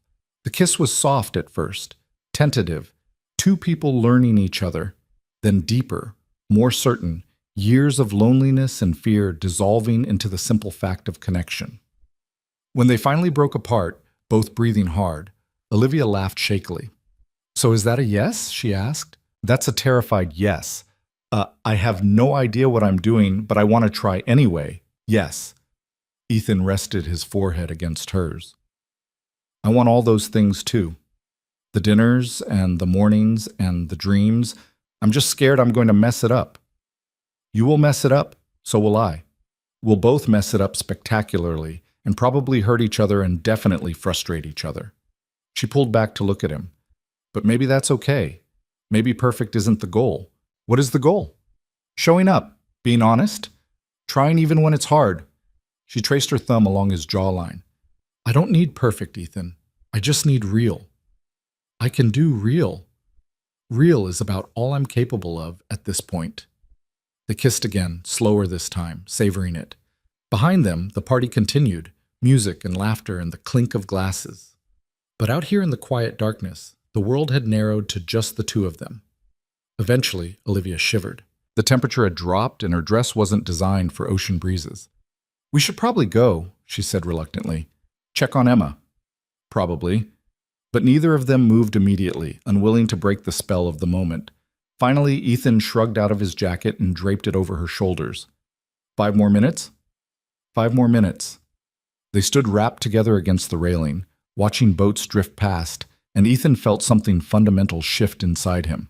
For 3 years, he'd have been closed off, protective, convinced that opening himself up again would only lead to more pain. But standing here with Olivia, he realized that the pain of isolation had been just as bad, different, but equally devastating. What are you thinking? Olivia asked. That I can't believe the most embarrassing moment of my life led to this. Life is weird like that. The worst things sometimes open doors to the best things. Very philosophical. I have my moments. She turned in his arms so her back was against his chest, both of them facing the ocean. Tell me something about yourself I don't know yet. Like what? Anything. Favorite childhood memory, biggest fear, secret talent. Ethan thought about it. When I was 8, my dad took me fishing for the first time. We drove 3 hours to this lake in Wisconsin, got up before dawn, sat in a boat for 6 hours. Didn't catch a single fish. That sounds terrible. It was perfect. We just talked the whole time. About everything and nothing. He told me about his childhood, about meeting my mom, about what he hoped for me. It was the most honest conversation we'd ever had. Ethan's voice caught slightly. He died 2 years later. Heart attack. Completely unexpected. But I have that day. That one perfect day where I felt like I really knew him. Olivia's hands tightened over his where they rested around her waist. I'm sorry. It's okay.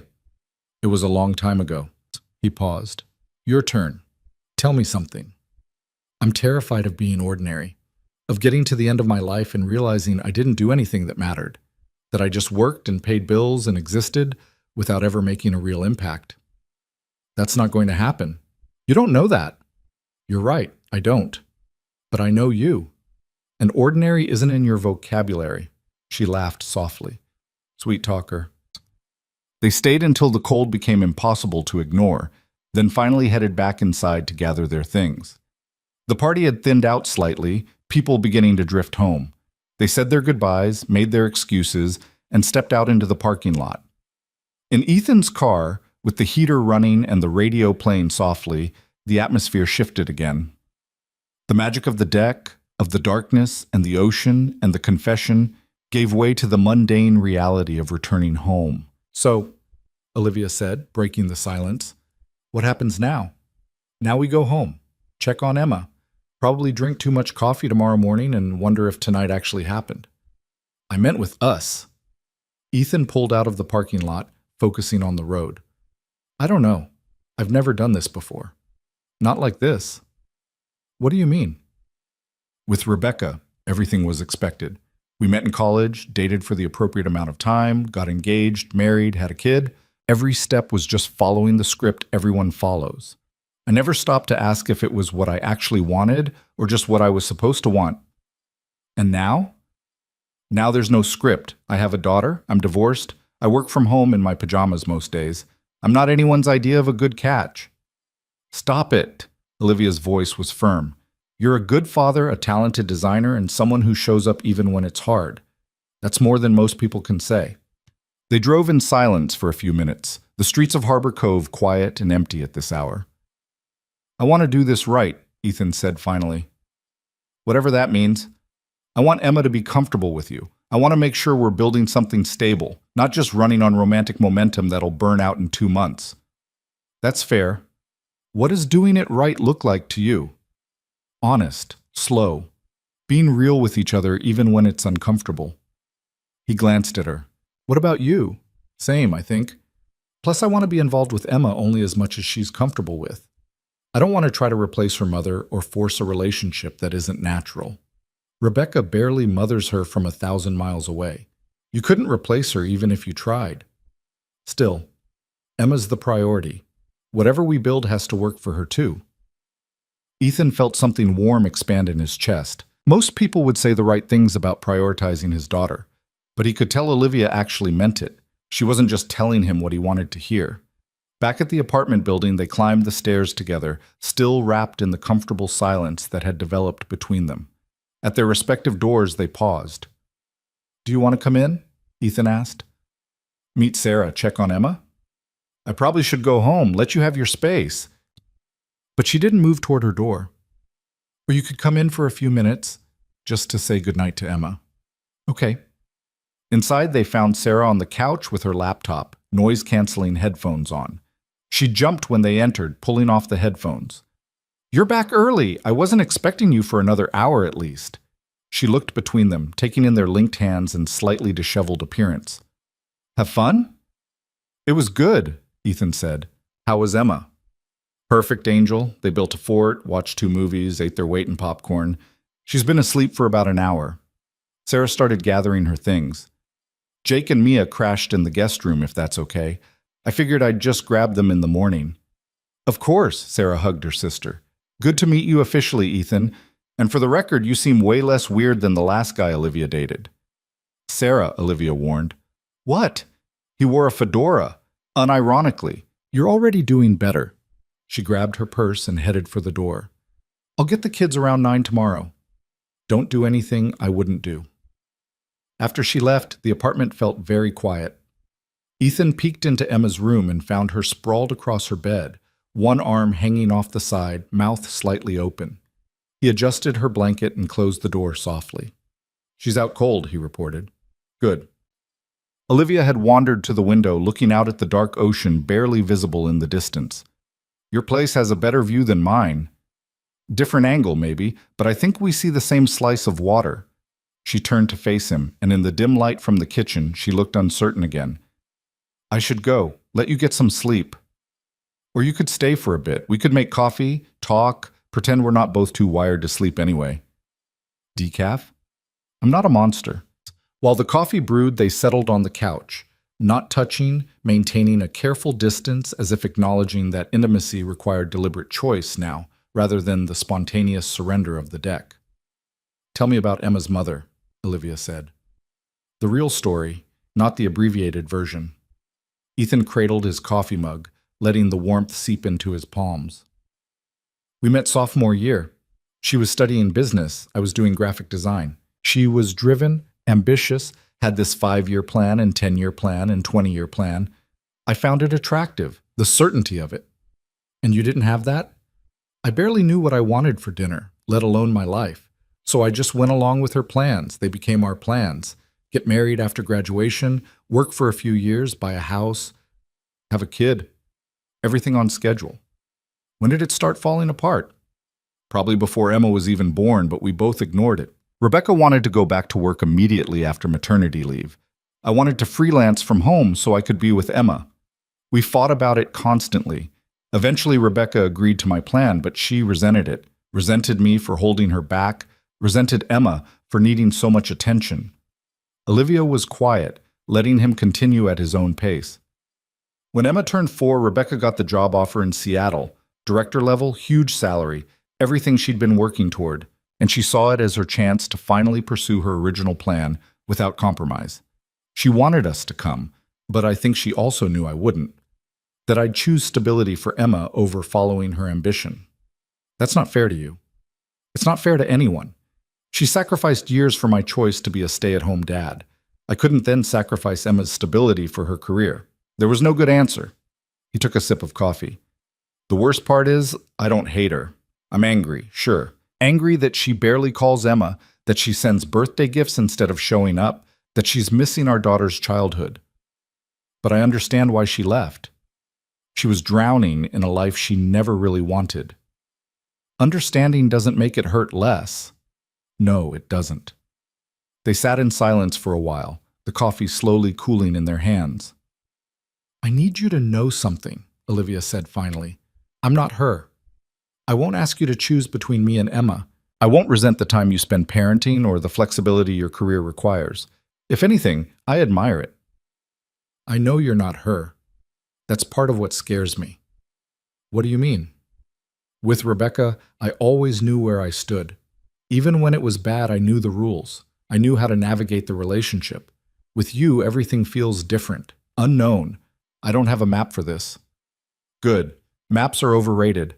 Olivia set down her coffee and moved closer, taking his hand. Here's what I know. I like you. A lot. I like your daughter. I like how you think and how you see the world, and how you're brave enough to admit when you're scared. That's enough to start with. Is it? It has to be. Because neither of us knows how this ends. We can plan and discuss and set boundaries, but ultimately we're just two people taking a risk. And maybe it works out, or maybe it doesn't. But at least we tried. Ethan looked at their linked hands, at the way her fingers fit between his. When did you get so wise? I'm not wise. I'm just tired of living safe and ending up alone. He pulled her closer, and she settled against him, her head on his shoulder. They sat like that for a long time, not talking, just being together in the quiet apartment. Eventually, Olivia yawned. Go home and sleep, Ethan said. We can figure out the rest tomorrow. The rest of what? Everything. How this works. What we tell Emma. When I get to kiss you again. She smiled.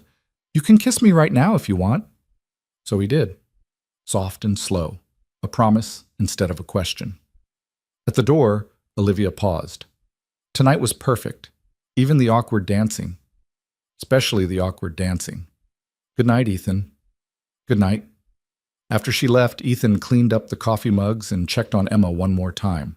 She was still deeply asleep, one hand clutching the edge of her blanket the way she had since she was a toddler. He thought about what Olivia had said earlier, about showing up even when you're running on empty. That's all he'd been doing for 3 years. Showing up, putting one foot in front of the other, making it through each day. But maybe now he could do more than just survive. Maybe he could actually live. In the bathroom, brushing his teeth, he caught his reflection in the mirror. He looked the same as always. Tired eyes, messy hair, the same face he'd been seeing for 34 years. But something had shifted behind the eyes. Something that looked almost like hope. His phone buzzed on the counter. Thank you for tonight. For being brave with me. Sleep well. Olivia. Thank you for not giving up on me. Sweet dreams. Ethan climbed into bed, exhausted but too wired to sleep immediately. He thought about the fundraiser, the deck, Olivia's confession, the kiss that had felt like jumping off a cliff and learning to fly at the same time. 3 weeks ago, his life had been predictable, scheduled, safe. Then the wind had blown, and everything had changed. He smiled in the darkness, thinking about Emma's sandcastle. The ocean always wins, she'd said with such certainty. The ocean takes everything back eventually. But maybe before it did, you could build something beautiful. Something worth remembering even after the waves washed it away. Maybe that was enough. Maybe that was everything. Sleep finally claimed him, and he dreamed of beaches and laughter and a future that looked nothing like the past. Morning arrived with Emma jumping on Ethan's bed at 7:30, far too energetic for someone who'd stayed up late the night before. Dad! Dad! Sarah made pancakes, and Jake showed me how to make a paper airplane that actually flies, and can Olivia come over for breakfast? Ethan groaned, pulling a pillow over his face. What time is it? Time for pancakes. Sarah says they're getting cold. He dragged himself out of bed, still wearing the dress pants from the night before, and stumbled into the kitchen where Sarah was indeed flipping pancakes while her 2 children sat at the table coloring. You look rough, Sarah observed cheerfully. I feel rough. What time did you start cooking? About 20 minutes ago, Emma woke up and insisted on pancakes, so here we are. She slid a plate across the counter. Eat. You'll feel better. The pancakes were good, fluffy and sweet, and Ethan felt marginally more human after eating 3 of them. Sarah's kids were well-behaved, chatting quietly with Emma about their favorite cartoons, and the apartment had a warm, lived-in feeling it usually lacked. So, Sarah said, sitting down beside him with her own plate, my sister seems happy. Happier than I've seen her in years. We just started. It's new. We're figuring it out. I know. But Olivia doesn't do anything halfway. When she commits, she's all in. Just want to make sure you know what you're getting into. Ethan looked at Emma, who was demonstrating her paper airplane technique to Jake. I have a daughter. Everything I do affects her. So whatever this is with Olivia, it has to work for Emma too. Fair enough. For what it's worth, I think you're good for each other. You both need someone who understands the work-from-home isolation thing, and someone who won't judge you for eating cereal for dinner. Olivia told you about that? She tells me everything. We're sisters. Sarah stood, gathering plates. Okay, kids, time to pack up. We need to get home before your dad wonders if I've kidnapped you. The apartment emptied quickly, Sarah herding her children out with practiced efficiency. Emma helped clean up breakfast, chattering about how much fun she'd had, and could they please have Sarah babysit again sometime? Maybe, Ethan said. We'll see. That means yes, Emma said confidently. After Emma was dressed and occupied with her toys, Ethan finally checked his phone. 3 texts from Olivia, sent over the past hour. Good morning. Hope you slept well. Sarah says you look like you got hit by a truck. She's not wrong, is she? Coffee? My place? I have actual good coffee, not your terrible instant stuff. He smiled despite his exhaustion and texted back.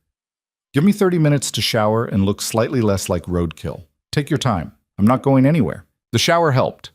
So did clean clothes and brushing his teeth twice to get rid of the pancake taste. He checked on Emma, who was building an elaborate tower with blocks, completely absorbed. Em, I'm going next door to Olivia's for a bit. You okay here? Can I come? Not right now. This is adult talking time. Boring. But she didn't argue, already refocused on her construction project. Ethan knocked on Olivia's door feeling absurdly nervous, like a teenager picking up his prom date. She answered wearing yoga pants and an oversized sweatshirt, her hair pulled into a messy bun, no makeup.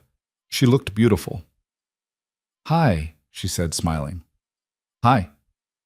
They stood there for a moment, suddenly awkward, the easy intimacy of last night replaced by morning after uncertainty.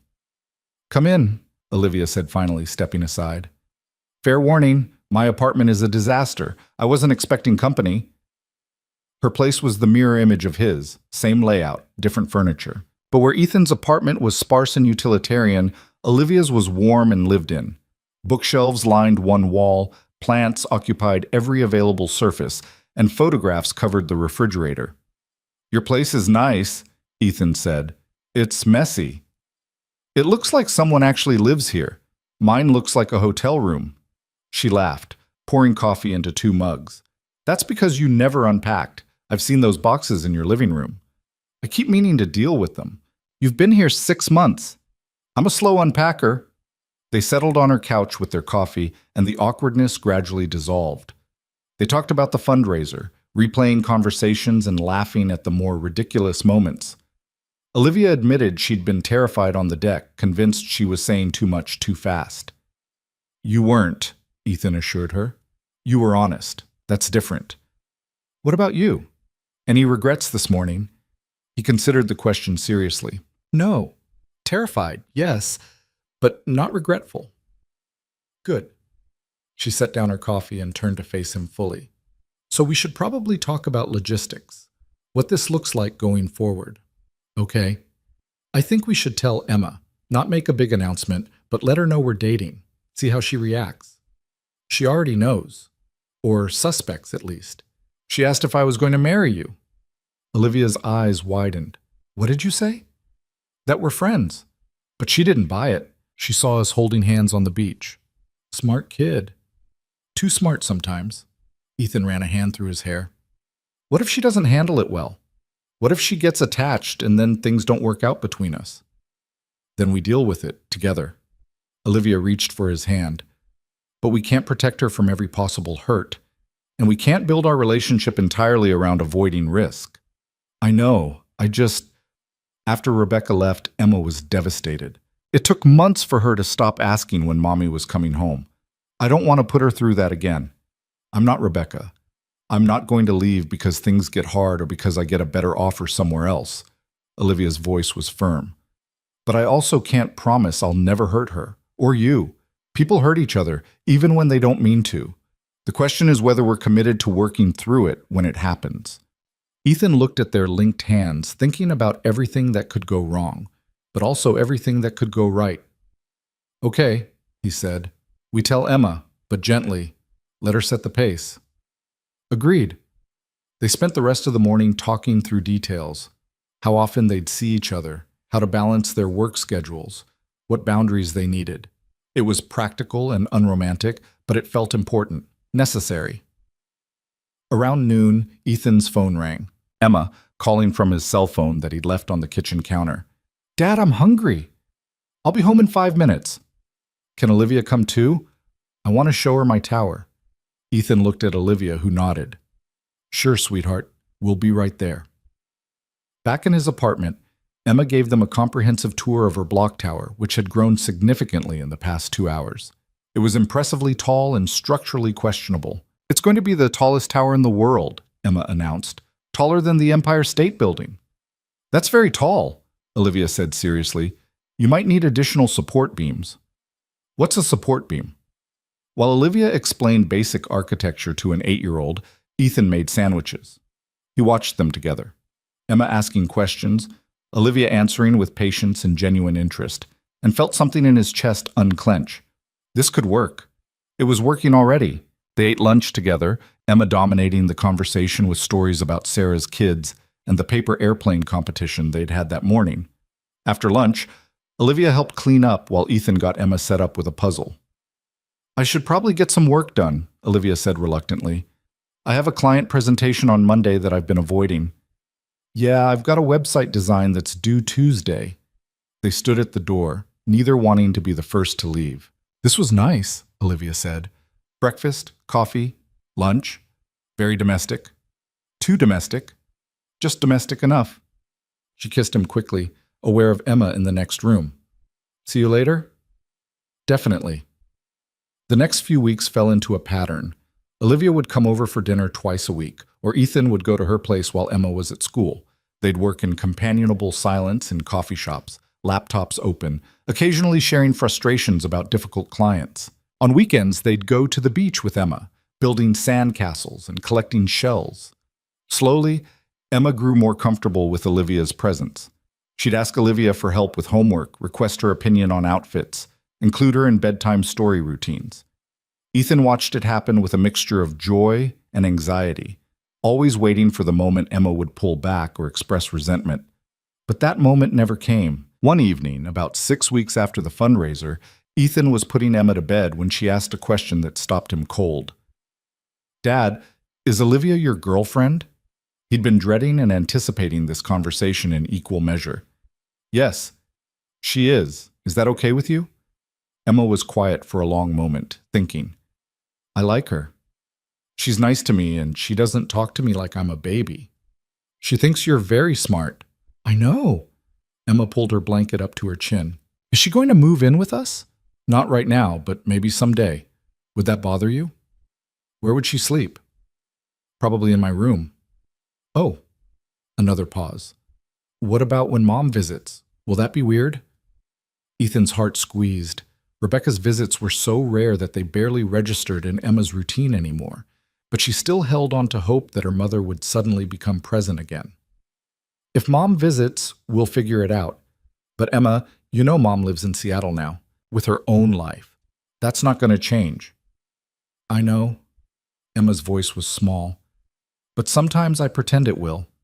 That she'll come back and we'll be a family again. Ethan lay down beside her, pulling her into a hug. I'm sorry, sweetheart. I know it's hard, but you'll always have me. And now you have Olivia, too, if you want her. I want her. Emma sniffled. She makes you happy. You smile more now. Do I? Yeah.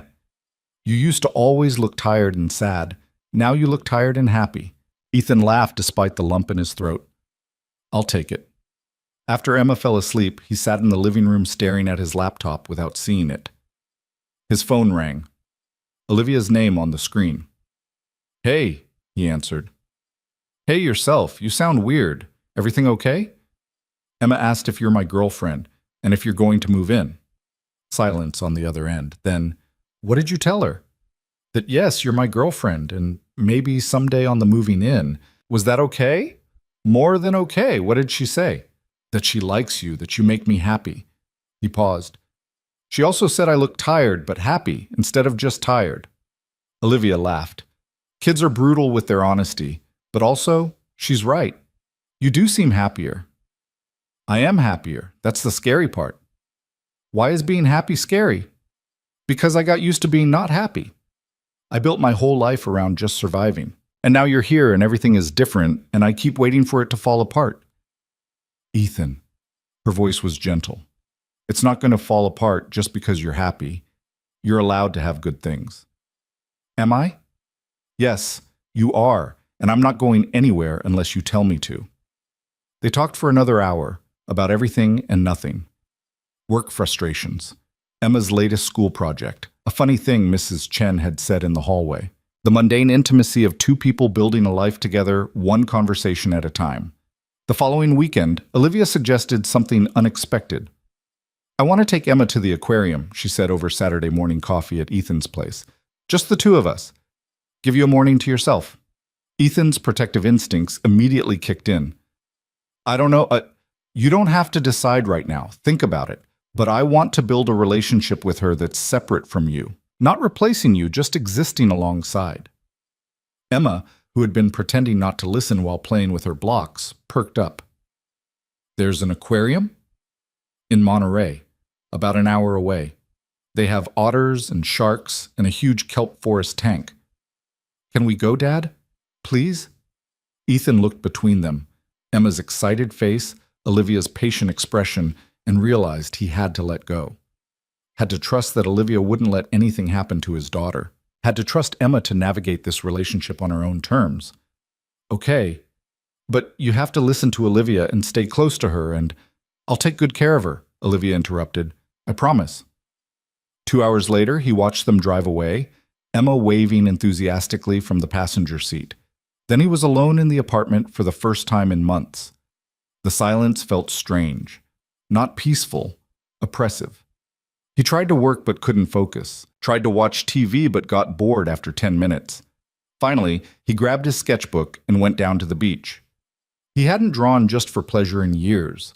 Everything was always client work, always practical, always for money. But sitting on the sand with the ocean before him, he let his hand move freely across the page. He drew Emma building sandcastles, drew Olivia laughing on the deck of the boathouse, drew the three of them walking along the shore, Emma running ahead while the adults followed hand in hand. Hours passed without him noticing. The sun moved across the sky, the tide shifted, and still he drew. It felt like excavating something buried deep inside, the part of himself that created for joy instead of obligation. His phone buzzed with a text. A photo from Olivia. Emma pressing her face against the glass of a tank, eyes wide with wonder at something inside. She's having the best time. Don't worry. Olivia. I'm not worried. Okay, maybe a little worried. She's perfect. You raised a perfect kid. She raised herself. I just provided food and shelter. Liar. She's kind and curious and brave because you taught her to be those things. Ethan stared at his phone for a long moment, then put it away and returned to his drawing. When Olivia and Emma returned that evening, both chattering excitedly about sea otters and jellyfish, he had filled an entire sketchbook. Dad, it was amazing! We saw sharks and there were these fish that swim in giant circles, and Olivia bought me a stuffed otter. Emma held up her prize, a plush toy with button eyes and an embroidered smile. Sounds like you had a great time. The best time, she hugged Olivia impulsively. Thank you for taking me. Olivia looked surprised but pleased, returning the hug. Thank you for coming with me. I had fun too. After Emma went to her room to set up a new home for her otter, Olivia sat down beside Ethan on the couch. How was your alone time? She asked. Weird. Good weird. I drew for 4 hours straight. Can I see? He hesitated, then handed her the sketchbook. She flipped through slowly, studying each page. When she looked up, her eyes were bright with unshed tears. These are beautiful, Ethan. Why aren't you doing this professionally? Because it doesn't pay bills. But it feeds your soul. That matters too.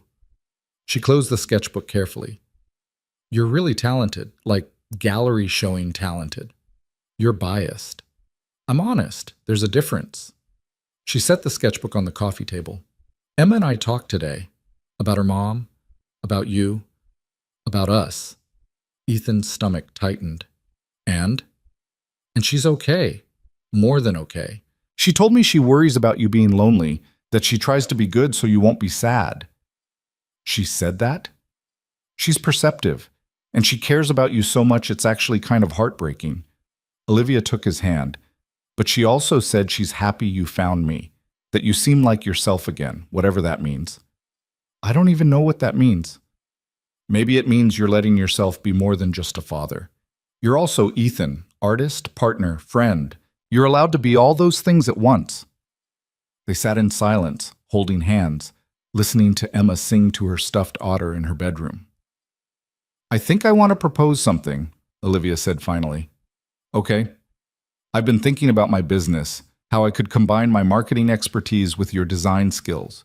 We could partner on projects, create websites and campaigns together for clients who need both services. You want to work together?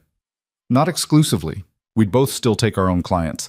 But for projects that need both skill sets, we could collaborate, pool resources, share the workload. Ethan considered it. The idea was appealing, working alongside someone who understood the creative process, who could handle the parts of projects he struggled with. What would we call it? He asked. Haven't gotten that far yet. Maybe something with Harbor Cove in the name, since that's where we found each other? Harbor Creative? Too generic. A Cove Collaborative. Better, but still not quite right. She leaned her head on his shoulder. We'll figure it out. We have time. Over the next several weeks, they started taking on projects together. Small at first, a website for a local bakery, social media strategy for a boutique hotel.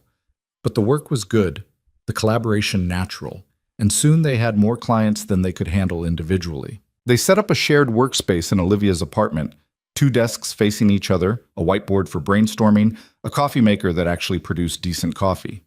Emma would come home from school and do her homework at the small table they'd added, occasionally offering her opinion on color schemes or logo designs. It felt like building something real, not just a relationship, but a life. 3 months after the fundraiser, Olivia asked Ethan to meet her at the pier at sunrise. He left Emma with Mrs. Chen, who seemed delighted to babysit, and drove down to the water as the sky was just beginning to lighten. Olivia was already there, standing at the end of the pier with 2 cups of coffee. She handed him one as he approached. "This is early, even for you," he said. "I needed to talk to you about something, and this felt like the right place." "Should I be worried?" "No. Maybe. I don't know." She took a deep breath. "I've been thinking about what I want, not just professionally, but personally, the whole picture." "Okay." "And I realized I don't just want to build a business with you. I want to build a life, a real, committed, all-in life." She turned to face him fully. "I want to wake up next to you every morning. I want to help Emma with her homework and argue with you about whose turn it is to do dishes. I want to be there for the boring moments and the exciting moments and everything in between." Ethan's heart was racing. "What are you saying?" "I'm saying I want to move forward. Not rush, but not hold back out of fear either. I want us to be a family, me, you, and Emma, if you'll have me." The sun broke over the horizon, painting the sky in shades of gold and pink. Ethan set down his coffee and pulled Olivia into his arms. "Yes," he said simply. "Yes to all of it." She laughed, half crying. "Really? Really? You, me, Emma, a family. That's what I want too." They stood wrapped together as the sun climbed higher, and Ethan felt 3 years of carefully constructed walls finally crumble completely. He'd spent so long protecting himself, protecting Emma, keeping the world at a safe distance. But standing here with Olivia, he realized that protection had also been isolation. Love required risk, family required vulnerability, and happiness required the courage to believe you deserved it. "I love you," he said, the words feeling both terrifying and right. Olivia pulled back to look at him, her face radiant in the morning light. "I love you too. So much it scares me." "Good scared or bad scared?" "The best scared." They walked back to the car hand in hand, making plans. Olivia would keep her apartment for now. They'd move slowly for Emma's sake, let her adjust gradually. But eventually, they'd find a bigger place, one with room for a shared office and Emma's toys and maybe, someday, a nursery. The thought surprised Ethan. He'd never considered having more children. But with Olivia, the future felt open instead of predetermined, full of possibility instead of obligation. When they told Emma that evening, she responded with characteristic 8-year-old pragmatism. Does this mean Olivia will be here for breakfast every day? Eventually. Is that okay? Yeah, she makes better pancakes than you. A fair point. And can we get a dog? Sarah's kids have a dog and it's really cute, and let's tackle one big change at a time, Ethan said, but he was smiling. Emma hugged Olivia again, less shy now, more certain. I'm glad you're staying. Dad's happier when you're around. I'm happier when I'm around too, Olivia said.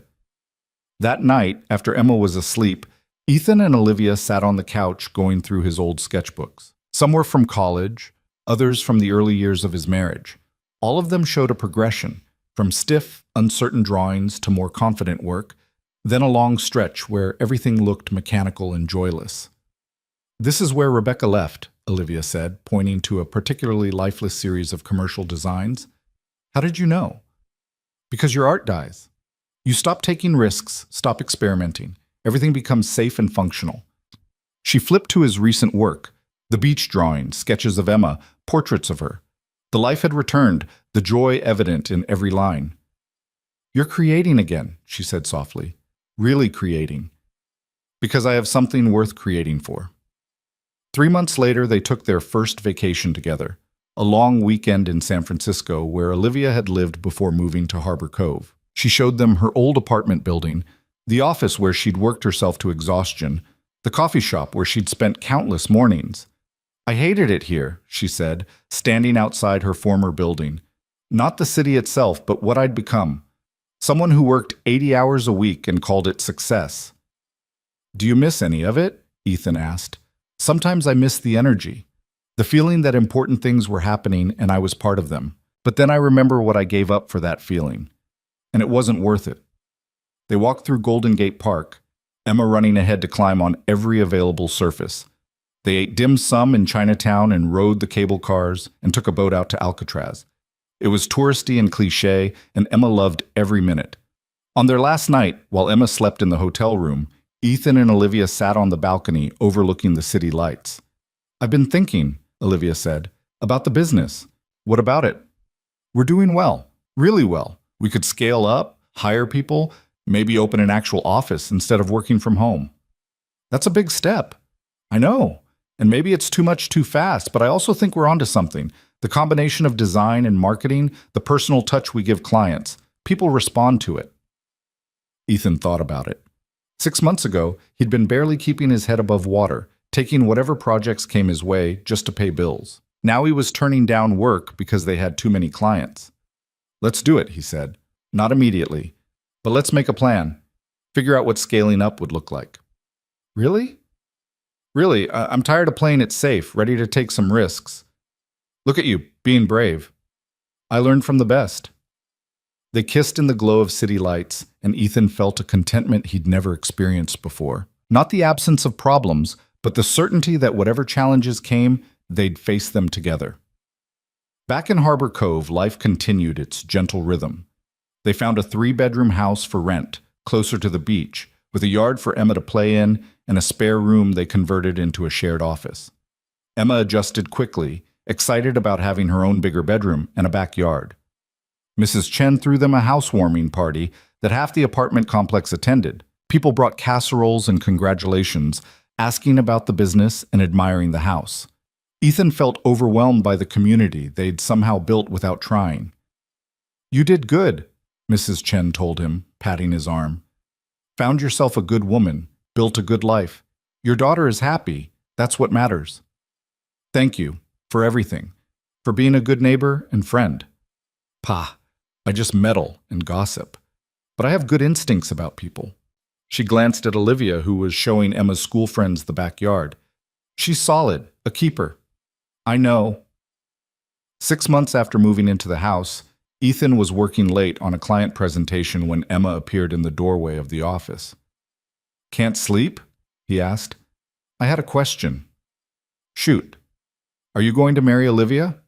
It was the second time she'd asked this question, but this time it felt different, more serious. I don't know, Ethan said honestly. Maybe someday. Would that be okay with you? Yeah, but I have a condition. What's that?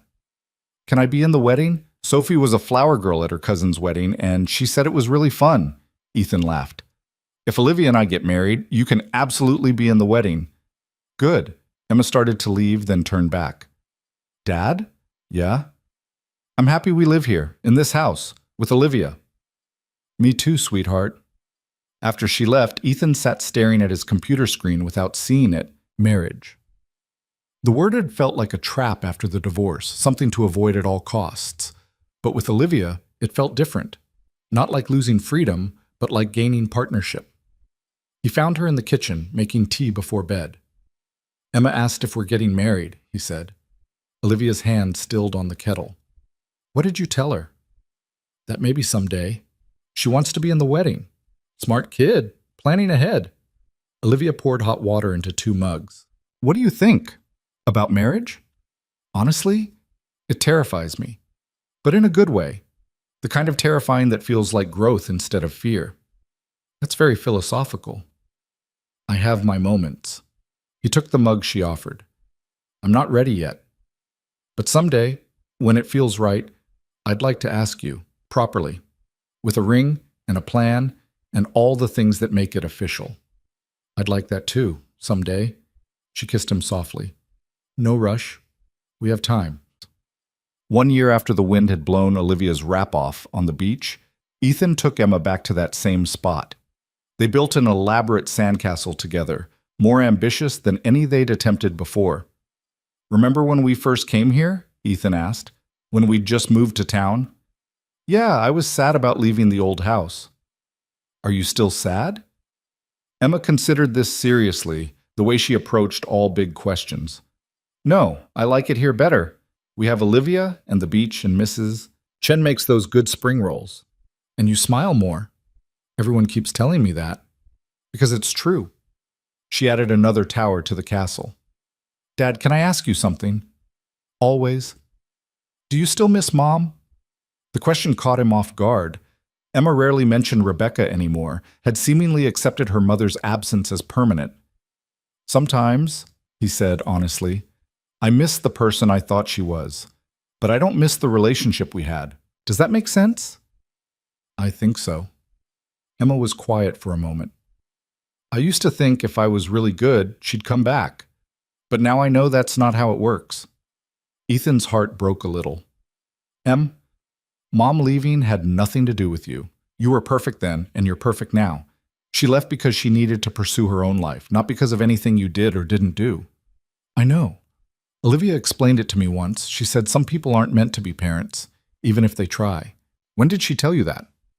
At the aquarium? I asked her why Mom doesn't visit more. She said Mom probably loves me, but doesn't know how to show it the way I need. Ethan made a mental note to thank Olivia for handling that conversation with such grace. Is that answer okay with you? Yeah, because I have you and Olivia. And that's enough.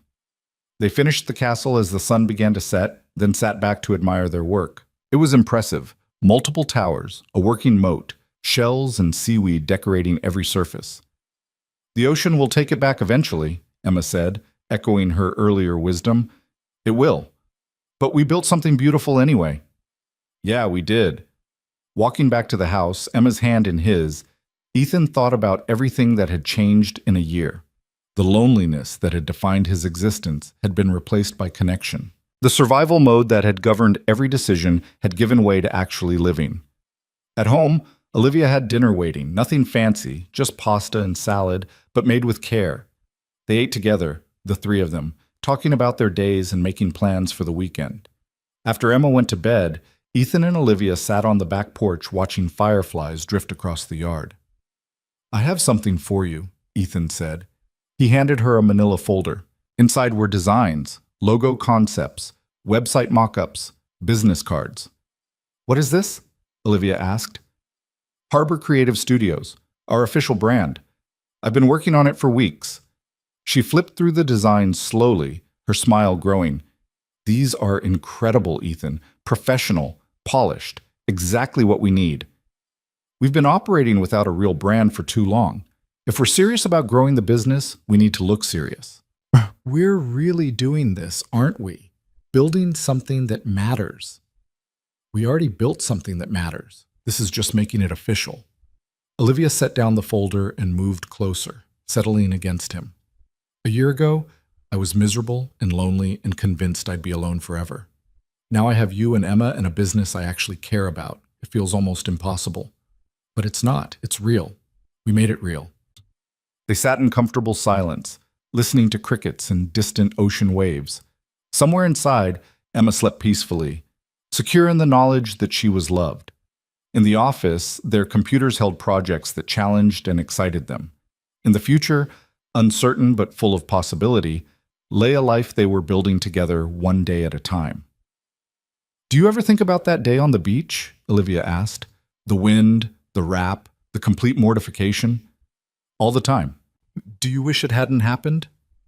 Ethan thought about the question seriously. If that moment hadn't occurred, they might still be polite strangers passing in hallways. Emma might still be his whole world, leaving no room for anyone else. He might still be surviving instead of living. No, he said finally. I'm grateful for it, for every embarrassing, awkward second. Even when you thought I was going to yell at you? Even then. Because it led to this, to us, to everything we've built. Olivia lifted her head to kiss him, soft and sweet. I love you, Ethan Parker. I love you too. The fireflies continued their dance across the yard, blinking in and out of existence like small miracles. Inside the house, their daughter slept. Around them, the town they'd both chosen as an escape had become home. And between them, something that had started with humiliation and accident had transformed into the foundation of a family. Sometimes, Ethan thought, the worst moments crack us open just enough to let the light in. The moments that feel like endings are actually beginnings, and the people we least expect become the ones we can't imagine living without. He pulled Olivia closer, feeling her heartbeat against his chest, and thought about sandcastles. How they were temporary and fragile and destined to be reclaimed by the ocean, but also how building them mattered anyway. How the act of creation, of putting something beautiful into the world even knowing it won't last forever, was its own kind of triumph. They'd built something beautiful, not just a relationship or a business, but a life. A real, messy, imperfect, absolutely beautiful life. And when the ocean came eventually, because it always did, at least they'd have known what it felt like to build something together. To love, despite the risk. To be brave enough to believe they deserved happiness. That was enough. That was everything.